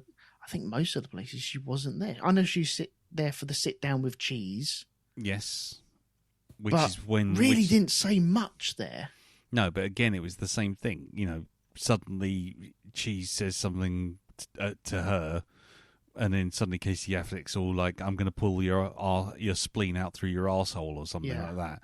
And it's just like, if you ever disrespect her again, and it's like, okay, but is she actually contributing anything else to the story? That was the only thing, and then she suddenly rocks up with the moral conundrum thing at the end, and you suddenly go, "Oh, okay, right, fine." But her impact, other than sort of like the occasional throwing the occasional wrinkle into the plan, wasn't really much in terms of the story as it progressed, if you know what I mean. So yeah, no, it's okay. I was just wondering. One of those things is based on a novel, and it's kind of stuff always gets cut out, and you wonder if kind of her character got the short straw. Exactly. That was going to be my next question. Was, do you think maybe there's a sort of like a runtime issue? Because it was definitely a sort of moment where you sort of think, well, hang on, she's done nothing, and we're supposed to care when, for reasons which we will discuss in a minute, that she's left him, and it's like, but her impact upon the story and upon Casey Affleck's character up until then was kind of minimal. Do you know what I mean? Their interactions were barely. I think there's a crucial turning point around the middle, which I can't really go into. Well, where there is a thing she definitely does do, which gives her a big stake in the case. Yes. We'll hit that in a second, because I think we've been going for about 30 odd minutes. Yeah, you're gonna have to remind me about that. I'm forgetting about that. Yeah, we'll get. I was going to say we'll jump in on this all in a second. Okay. But yeah, I just thought she unfortunately got a bit of a short shrift, but that was all. Right. Okay. Well, I tell you what then. Let's just pull the pin, I guess. If you're still here and you don't mind spoilers, this is the final spoiler warning within the spoiler warning. That's how big a spoiler it is. We're dancing around this bad boy. We have danced around this bad boy quite a bit, and I'm afraid if you've gone 37 minutes past the spoiler zone warning, and you've gone past this one, baby, then I'm afraid you can only blame yourself from here on in. So the main plot is the kidnapping of the child, and it's the dead ends and the weird kind of like dance that's being led around the child, where the child's been, where she's been taken, who's taken her, what's being done, if anything's being done to her, that sort of thing. It's all very thrown up in the air. And firstly, there's the mother, who clearly does not give a shit. which is another thing to discuss, I think, especially at the end. There are characters in cinema which deserve what I call a fuck punch to the face, and she is definitely one of them. But the main central plot hook, the moral conundrum at the heart of all of this, is that actually the child hasn't been kidnapped. The child has been rescued by Morgan Freeman's character, who lost his own child in circumstances we do not know. And he, as a rich, well-to-do, caring, loving father, missing his child, has taken this child who was lost, found her, saved her, and essentially given her a much better life. At which point, Casey Affleck's character has to pull the legality versus morality question, which is, morally, she's in a much better place, but legally, she's been kidnapped. And Michelle Moynihan turns up and says, leave them be. She's happy. Morgan Freeman's clearly dotes on her. Morgan Freeman's wife clearly dotes on her. They have a fantastic house. They're going off on holiday. Lovely place. Lovely time. And if you grass him up and have him taken in, then the kid's going to get taken to social services, sent back to this mum who clearly doesn't give two shits. Well, it also plays a mockery of the job that Morgan Freeman's been doing all that time of child safety, wasn't it? Yeah, the child safety officer. Well, does it make a mockery of it? Because what he's done is essentially child safety. He's rescued the child from this awful, awful woman. Moral engines, start your moral engines. So go on in. Okay, quick poll then, because obviously the film, this is spoiler zone, so you got no one to blame but yourself now, because the film ends with the child going back to the mother, because Casey Affleck feels that you must do the legal thing, not the moral thing. At that point, and then he finds out that the child is still being ignored after the song and dance and news crews have moved on, and he doesn't appear to feel bad about it, but does sit in and look after the kid. So, round table, quick go. Is the decision that Casey Affleck took the one you would take? And we will start with you, Darren. Oh, thank you. Cheers. You're welcome. Oh, man. I've got the microphone. I can point at anyone. You certainly can. Was it the right one? I suppose it's all a case of. I suppose the question being asked really is, who are you to judge what is right for this child? Just because you lost yours, and you think you can give it a better life. Who's to say that life won't get better for them with their parents? So your answer is the baby goes back to the mother. Is that your decision? Again, it's a very hard decision to make. It's not morally. I suppose that's what you do. They go back with their parents. It's whether the parent has learnt their lesson, and they do seem to, start reevaluating their life after they find that bloke, tied to a chair. But mum's doesn't seem to be as bad by the end of it. You still haven't answered the question, Darren. Yeah, it's a very very, very hard question to answer. Very hard question. Can I step in then? Yeah, go ahead. Yeah. It's Go a on. fucking easy question to answer. Mm. Goes back with the mother. Why is that? Oh, Why? Okay, so why is Because that an easy? it's her child. Okay. It's her child. There's no question about it whatsoever. And then you leave it to the system and the state of, okay, is this child being neglected? And then the state steps in and rescues the kid in that respect. It's not up to someone who's lost their kid with all the moral compass that they think that they have of leading the police department saying, well, hang on, this kid needs protection. I shall protect it. I shall take it in and I shall steal it because this mother clearly doesn't know what they're doing. No, it goes back with its mother. okay. So interesting that you should say that, though. You see, now we have to do the whole devil's advocate thing. Well, hold right? on. No, we don't. No, No, we don't have to. I At all. don't know. I don't know. It's a case of okay. Let's follow that scenario through, right? Let's take the child back. Let's imagine that the mother hadn't changed their ways completely, right? Okay, they were still on the same thing. They were still taking drugs.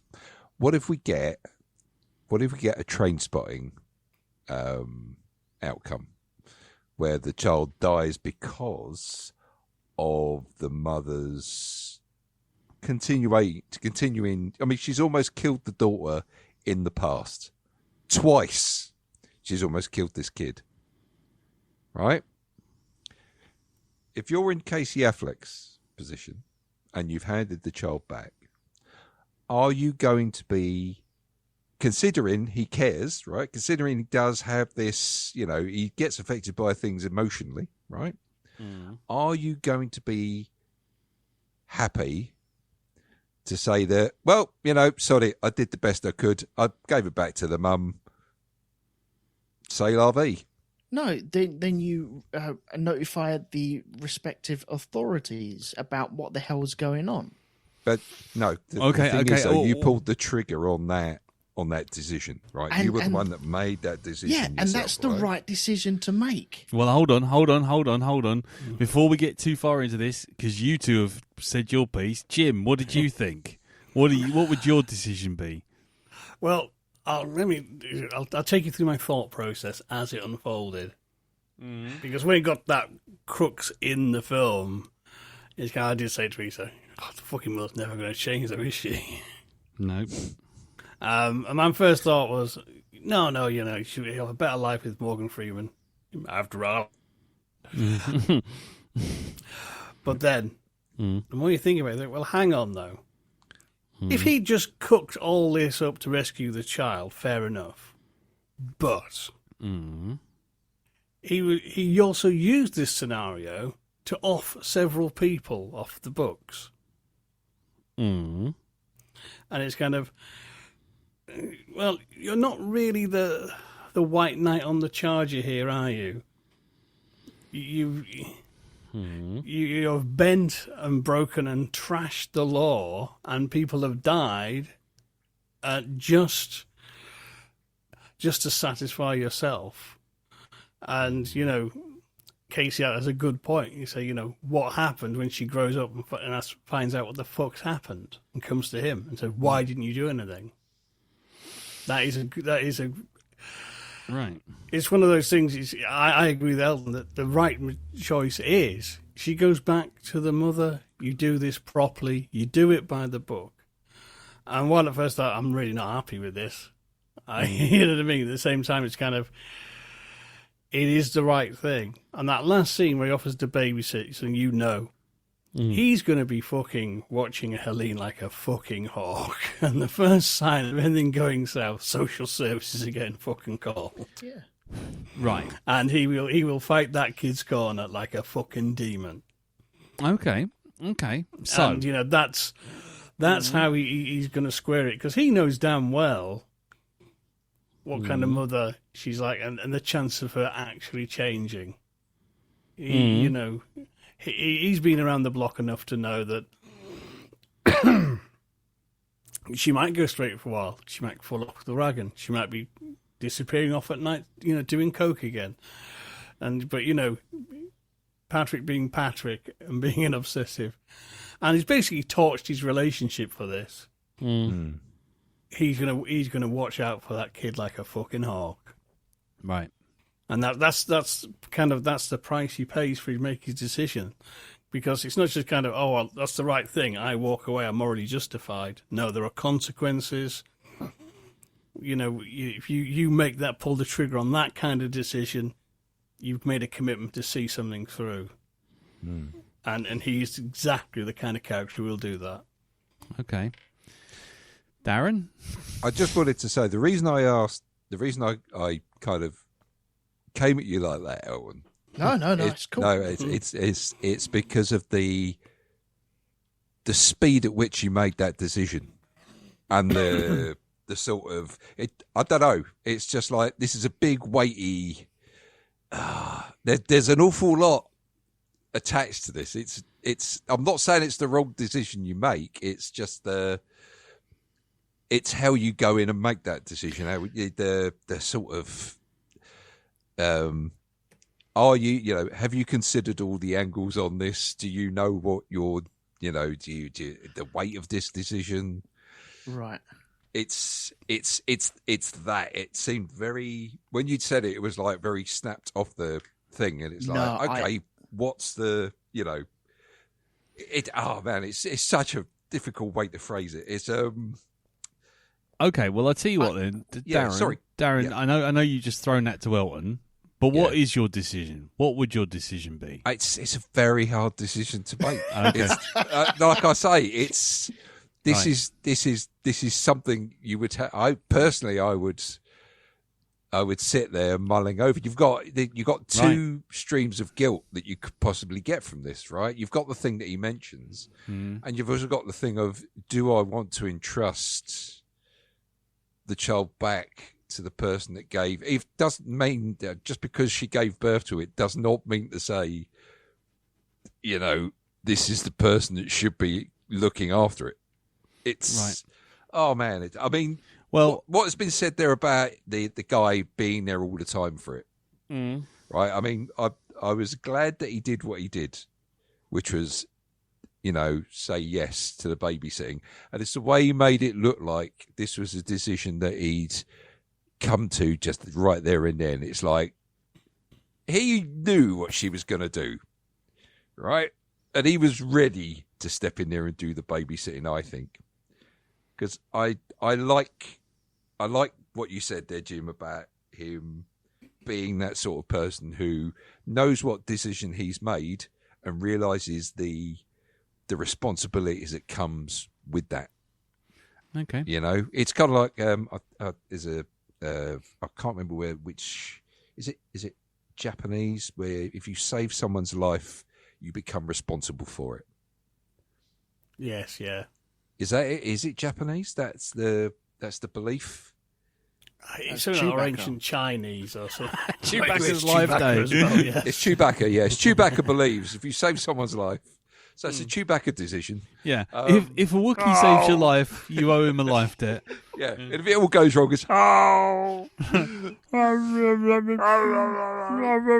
Yeah. Will you look after the daughter for me? I'm going out on a date. Would you look at Lumpy? Yeah. I'd rather not. He's got his head in that space hairdryer again, knocking one out to Donna Summer. Incidentally, if anybody does want a Star Wars Christmas special Chewbacca action figure, they are selling them now with the robe on. I just know. Okay, just so you know. Right, okay. Well, here we go. Here's the pigeon. Here's the cats. I'm just going to throw it in and say, if it was me, would not have taken her back from Morgan Freeman. I would have let that fly. That's interesting. And do you want to know why? Decision. Go on. Do you want to know why? Because all the way through that film, and repeatedly, we were told by Titus Welliver's character and Titus Welliver's wife that nothing that happens to that daughter matters to that woman. Not once. Takes her to drug deals, takes her runs out with some druggy bloke to the point where Titus Welliver finds her on her own and reads her stories. There is so many red flags that my brain just did the backflip. And the thing that got me was the line by Ed Harris, who himself is a character that you probably could have a whole moral conundrum about. But he actually says, hold on a second, and it was the bit that was the bit that got me, right? He says, kids forgive, they don't judge, they turn the other cheek, and what do they get for it? And to me, that was it. That kid was perfectly happy to be treated like shit by the mum, and by, let's be honest, the mum's friend, Dottie, who only appears in it for 5 minutes, but she was an absolute fucking arse. And I know you can argue the legal way of doing things and sending them back into the system, right? But let's be honest, you've got a 50-50 chance that she goes into the social services system and she ends up with someone nice. Yeah? Would you say? Yeah. Right. Okay. So now let's just say we did the social services system and we put our fingers on the scale and ended up with someone nice. We've circumvented the system, got to the outcome that we originally wanted. Would you not say? I mean, let's put it this way: if she went to the social services, if the little baby went to the social services and ended up with Morgan Freeman, would you mind? If she went through social services and ended up with Morgan Freeman, would that matter? No. Would that no? No, So- that's fine. Right, so that's fine. But if that kid takes, let's just say, argument's sake, let's go optimistic, 6 months through the system, going to various parents, going to various tests, making sure that she's okay, fighting the whole thing in court with the mum and the whole media circus that would rise up from that, and then ended up with someone that wasn't Morgan Freeman. Yeah. See, the problem is, you guys have, and I'm not saying this is a nasty thing, I'm just saying that you guys are saying trust in the system, when everything in that film tells you the system is fucked. And the problem is, remember this person over here hadn't actually made a decision. well, I kept asking you. I gave you an I was entire. like, I don't know. I gave you 20 minutes of decision You making did. time. And Right. I would be useless. I would be Okay. completely and utterly fucking useless. Okay, so go on in now. I'm gonna say my piece, but I just think Okay. that trusting in the system clearly hasn't worked, because if it had, they wouldn't be in this situation in the first place. The movie cheats. Okay. How does the movie cheat? It puts Morgan Freeman in that position. Of course you would let the kid go with Morgan Freeman. Imagine the bedtime stories. I mean, Jesus, Oh, man, that'd be amazing, great. wouldn't it?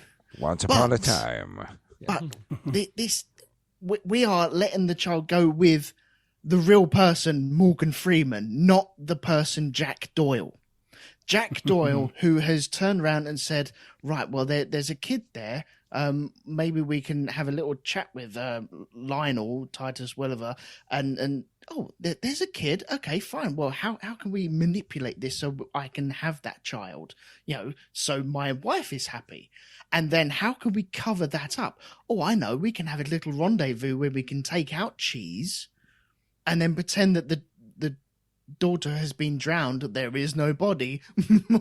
She's still in my house. That's amazing. And then I'll get Ed Harris to go in and try and kill Titus Welliver with a shotgun in a pub just to cover Dressed as everything Popeye. up. Yeah, just as Popeye, to cover everything else up. Yeah, I tell you what, Lee, you're right. Let's give the door to that man. Yes, you're right. Can I make it? Yeah. Can I make it? Thank you. Can I make it? In which case, can I make another little point here? Yeah. Your Titus Welliver character. Okay, fine. The Ed Harris bit, overstepping the mark. I'll give you that. But no, hold on. No, listen. But Cheese dead. 3 paedophiles dead. And not only that, 3 paedophiles who committed crimes again, dead, because the system let them out. Oh, Okay? absolutely, yeah. So hang on. So what of value has been lost in this situation? What of value has been destroyed? You've lost a drug addict, you've lost a drug dealer in his penny anti-fucking crew, you've Yep. lost 3 paedophiles who Yep. actually killed again, Yes. and what? What has actually been lost? What has Nothing- been lost? Because the thing is, when we watch films like, you know, like these kind of films, and we see a bad guy go down and he gets shot by a vigilante, or Batman throws him off a roof, we cheer. Why do we cheer? Because the whole fucking system isn't delivering us the catharsis we need in real life. And then when someone comes along and does it, we're now sitting there going, well, it's not how I would do it. It's not right. It's Okay, right. Well, so now we're in a position of saying, well, that's absolutely wrong. I tell you what, let's go and have a word with Batman because he's a fucking vigilante. He should be locked up. Right. So we're all just assuming that the mother, Helena, has gone back to her ways. We know she's gone back to her ways. Do we know? No. I think she's a changed character. Okay, so when we first see her, she really isn't that bothered that her. It doesn't come across that she's that bothered about the kid. And she's not. She's even more worried about the money and stuff like that. And then there's a moment where they all go back, and she completely breaks down in front of everyone. Mm-hmm. And it's like, okay, that's where it hits her. That's where she realizes it's all gone wrong and she's made a massive mistake. So, I will just read you this from the Wikipedia breakdown of the plot. Patrick later visits Helene. As she is preparing for a date, he learns that she has not made appropriate plans for any babysitter. So, she's changed, has she? Yeah, I think she has changed. Bollocks. Absolute right. bollocks. What about this? 6 hours later. Change. Morgan Freeman swapped his character for Nick, who got shot. Okay, that John Aston. Okay, Okay. so now Nick is the person that steals the daughter in the end. I think you'd have a very different situation when you're thinking about the girl going with him just because it's not Morgan Freeman. And I think that's how the film cheats ever so slightly. I take that point because Morgan Freeman is that kind of, you know, we trust him anyway because he talks all like Exactly. this. I totally get that. I would accept that as an excuse. However, I would say this. The character... I will see your defense and raise you. Yeah, He's highly recommended by penguins. You know this, don't you? I was going to say Lionel Hutz here. No, what I was going to say was the one thing you know about the character John Doyle, okay, Jack Doyle. Sorry, the one thing you know is one, he really cares about these kids. He's set up an entire thing. What you also know is that he's well-to-do. And what you also know is that he's prepared to sacrifice half his pension to just see this thing through. And on top of that, he's like, we're going on holiday. And the kid wouldn't even leave the mum. The kid wouldn't even leave the fucking, the Mrs. Doyle. Oh, go on. She wouldn't even leave, and they had to. 3 guys had to pull that kid off of Morgan Freeman's wife. Now, Maybe she smells like violets. Maybe you smell like bullshit here, man. But the thing is, when they take her to the mum, straight after that, the kid's just like whatever. And they have to literally shove her onto the mum, and the mum's going, "Oh, this is like 9/11." It's like, yeah, that's a weird line as well. That is a fucking weird line. And then there you go. And then, and just to quote the final line of the Wikipedia plot, it says they then sit in silence. This is Patrick and Amanda. They then sit in silence watching TV with Patrick, realizing that Helene didn't even know the real name of her daughter's favorite doll, and wonders if he's made a mistake by bringing her back to this toxic household. Now, I don't know about you, Elton. I mean, you know, but you've got kids, right? Yeah. Right. If you had your, like, say Kimmy, age 4, had a little favourite toy, wouldn't you know the fucking name of the doll, whatever it was? I would. Yeah. Right. Yeah. Helene doesn't. Helene doesn't know anything about her own fucking daughter, doesn't even bother to plan anything. And on top of that, the person she's going to meet is a guy that wrote to her from prison.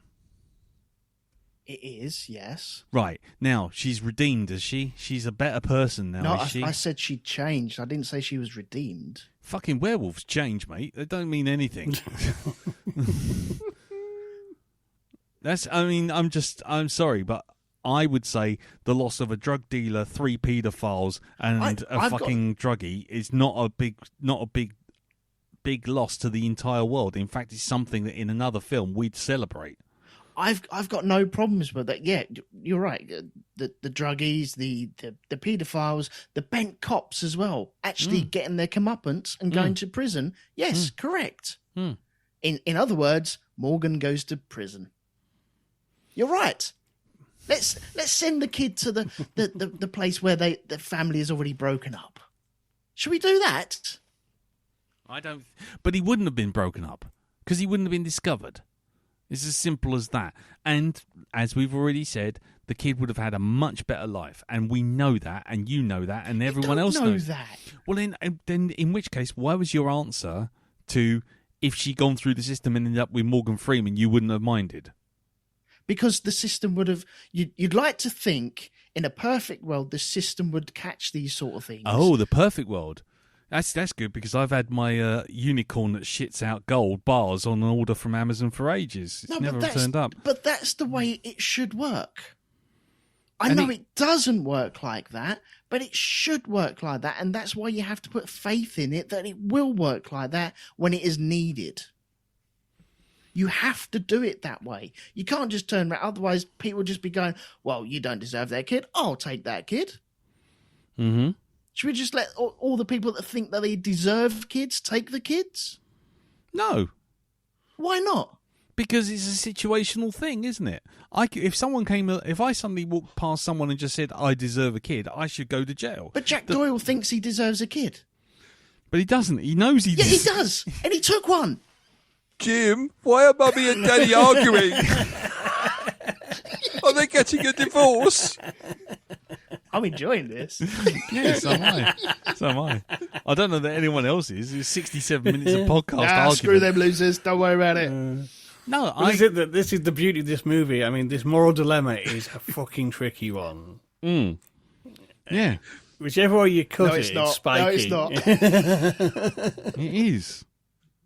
Because the thing is, I know what you're saying, and I don't necessarily disagree with it, but the thing is, in this particular situation, it's the wrong decision. I'm saying that any other time you take it on, look at the system again. You want to go back to your perfect system. Oh, it's my perfect system. Yeah, now, because is it? Because it's your fault. No, I'm saying your perfect system because it don't fucking exist. The film even proves that by saying that the perfect system has allowed 3 fucking paedophiles to escape and nobody knows where the cock they are. This perfect system. Yeah, I know. And that's where we're all fucked. And then you've got the system which allows that kid that gets fucked over that what's his name, that Ed Harris talks the story about planting the heroin on that guy. Mm-hmm. Yeah, it's the same system. Oh, look, we've got nothing to get him on this time, so we're going to have to just leave this kid in this house with this fucking abusive father. The same system that let a private detective, Patrick, go in and talk to a drug Overlord, Cheese, while the police, Nick and Remy, stood outside just waiting for the shoot-up to happen so it could all get covered over and people be taken out of the system. No, that was because he had been given the authority by the police because he was hired by the family. And who gave the authority, do you reckon? The authority was given by the state of Massachusetts, which he mentions at the very beginning. With a bit of massaging, I bet. Now the system's not perfect. Is that what you're saying? I know it's not perfect. I've never said it is perfect. But in a perfect world, these things would get picked up. But they haven't, and that is the dilemma we sit in. But I think it comes down to, I think it cheats a little bit because it's Morgan Freeman. I think if it was John Astin doing the same thing, old Mr. Shot in the Neck used to be in Beverly Hills Cop. I mean, if it was him and the situation was exactly the same and the character was portrayed in exactly the same way, I don't think my decision would be any different. Yeah, I think it would be. And I think the movie leans in on it because Morgan can't do anything wrong. Yeah, tell that to was it Dreamcatcher or what was the other one? Now You See Me or anything like that.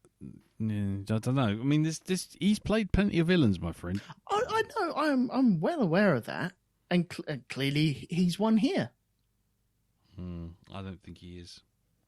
I genuinely don't. Did he get arrested? Yeah, he got arrested. He's a villain. Oh, is that it now? So did people he end up in jail? Mm. Yeah. Oh, he did, didn't he? Mm. Okay, so that's the rule now. We've got it. We've got that listed. No, in you Black said Dog history. If someone goes plenty of villains, and I'm saying he's playing one here. So if someone goes to jail in a film, they're guilty. Is that what you're saying? If the system works. So the Blues Brothers, right, being on a mission from God, trying to help out. End up in the jailhouse rock. Yeah. Are they villains? Are they? Oh, we appear to have lost Elton right now. I thought that was a rhetorical question. No, it's a correct. Now I have to go through every single film where someone goes to jail and work it out. Yeah. Well, I'm just. Chewbacca's a Wookiee, right? Okay. Oh, but you see, the thing is now, should he go to jail in Star Wars Episode 1 or Star Wars Episode 2? I'll back it out now. No, I was going to say the rebels. The rebels are anti-establishment terrorists. So should they all go to jail with the Empire, right? I'm just saying. You're either on the side of the law or you're on the side of the moral.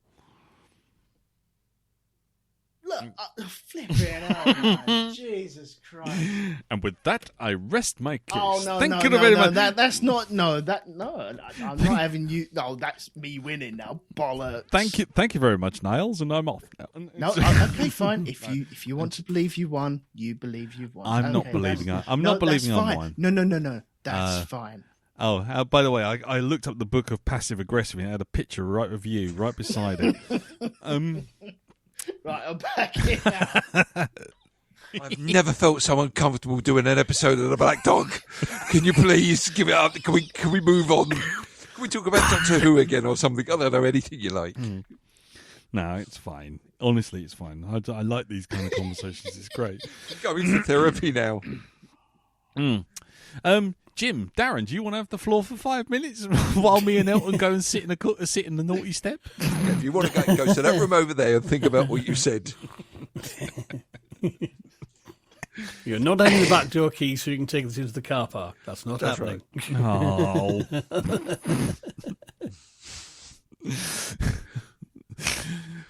So did Darth Vader really owe child payments? I'm off to play with Titus Welliver's moustache. His fine moustache, on which we can both agree. Oh, it's beautiful. Yes. It's a magnificent beast of a thing. It was like a sleeping, reclining lion. Oh, and can I just ask about Patrick as well? Just outright murdering someone. Yes, paedophile, but outright murdering someone and getting away with it. Okay, so then he should have been in jail before then, by your measure. In which case, Morgan Freeman would have got away with it. Oh, there you go. System failed. What can I say?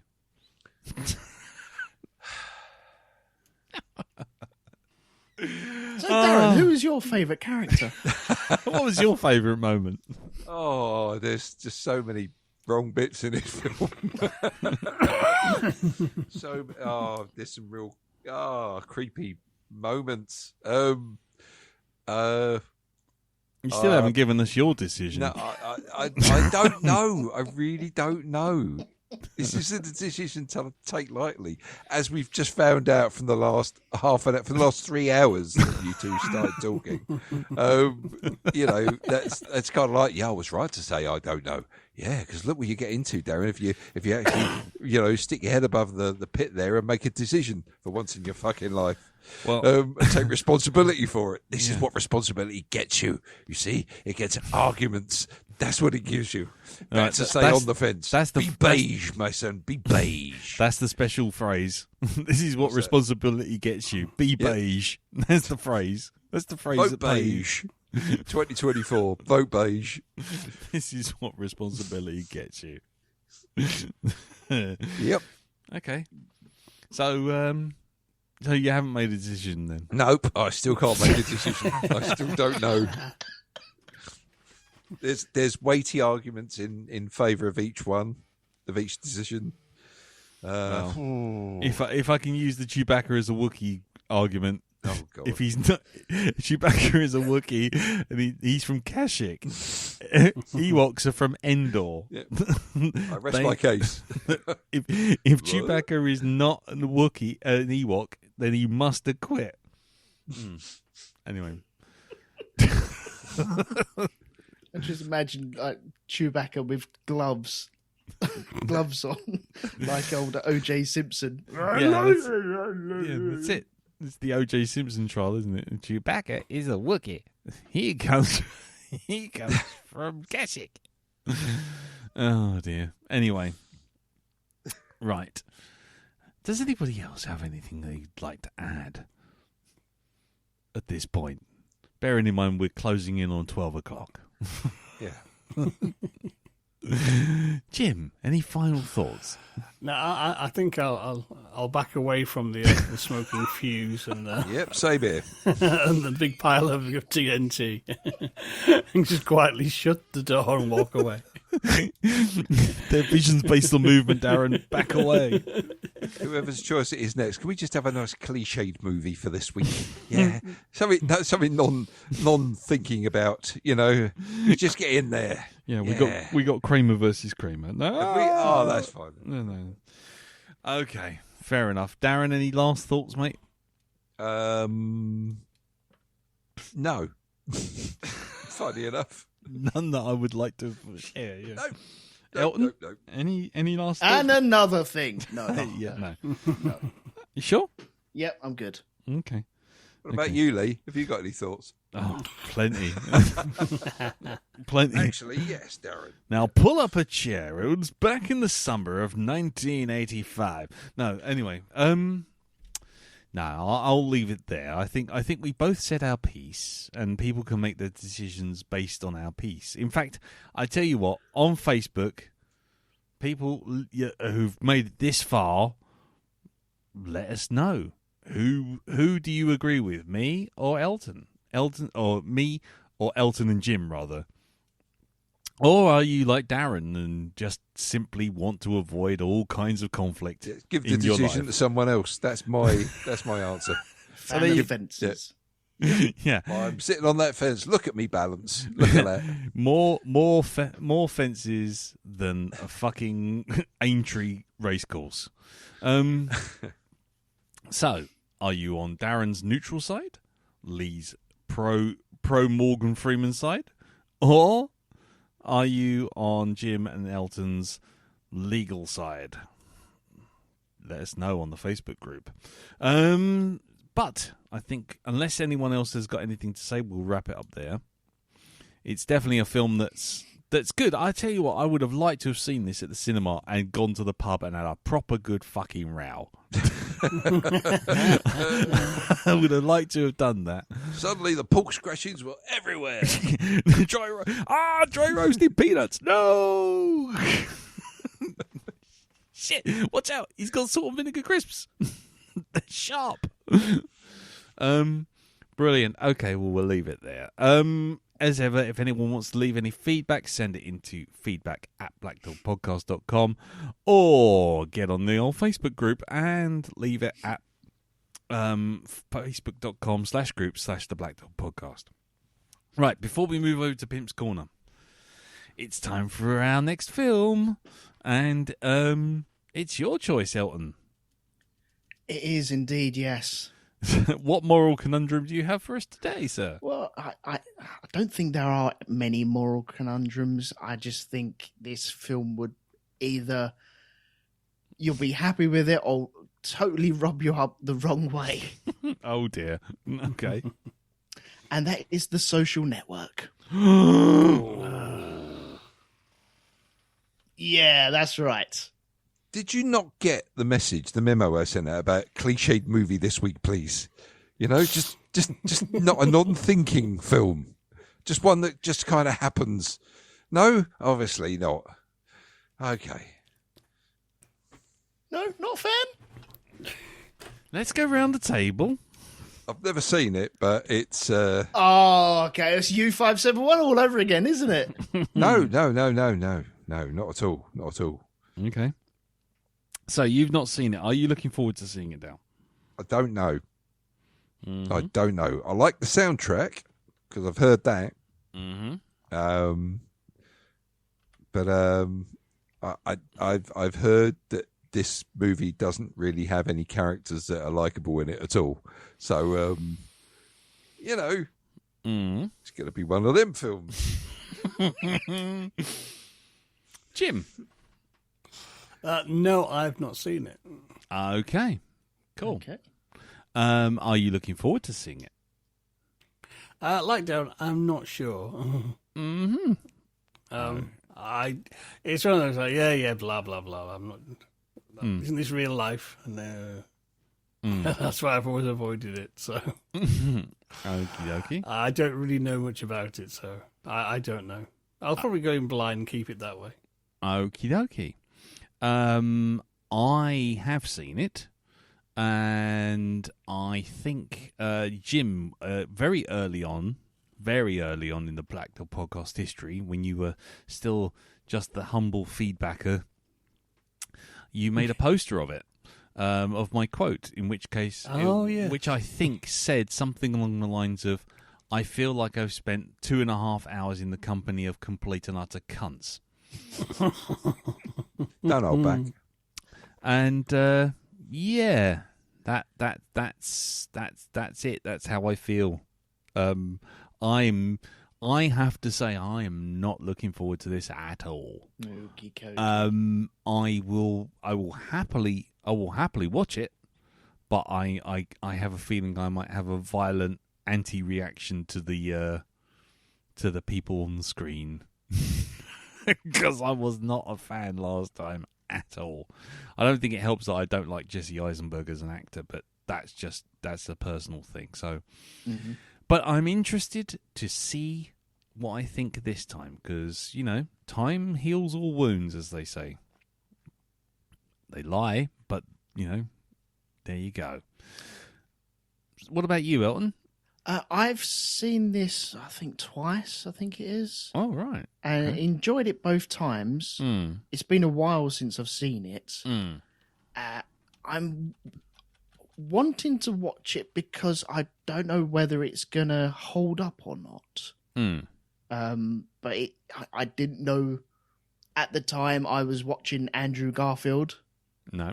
In this, so you know this will be good to go back and see him in full douchebag Prada person.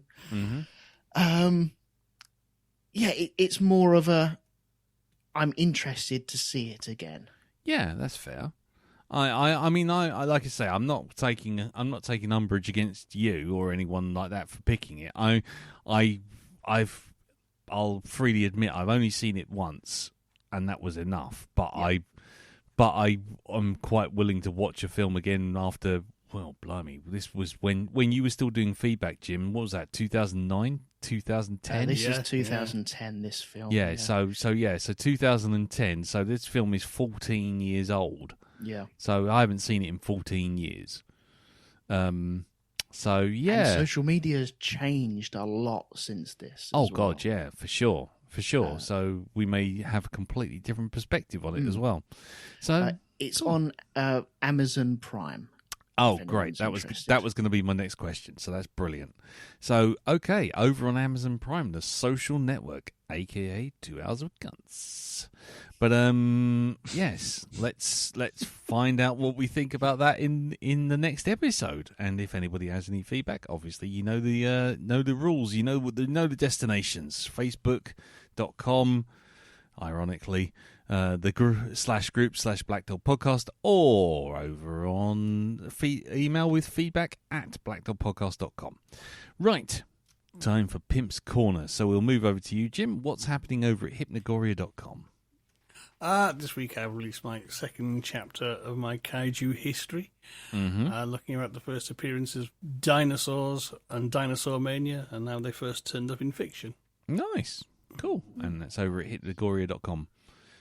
So have we got at least one appearance of Doug McClure or Peter Cushing? Not yet. But we'll get there. we'll definitely get there. Cool. Okie dokie. And what about you, Elton? What's going on over at Rogue 2 Media? Pretty quiet at the moment. It's probably just me and Andy talking about cars going round in circles. Yeah. Yep. Okie dokie. And Darren, are you appearing on anything other than Crime Watch? No. No? No. Okay. Well, there you go. Back to sitting there twiddling my thumbs. So, euphemism. Right. Okie dokie. Right. And me, no, you're not going to find me anywhere other than here, really. Have fun with that. After the shall we say, heated discussion we've just had, I don't think anyone's going to go looking for anything I do. Anyway, so that's it. So thank you very much for listening. Thank you, Jim. Thank you, Darren. Thank you, Elton. No problem. Yes, thank you all for listening, and take care, and we will see you all next week for The Social Network. Until then, take care, look after yourself, tatty bye. Bye-bye. Bye-bye. Ta-da.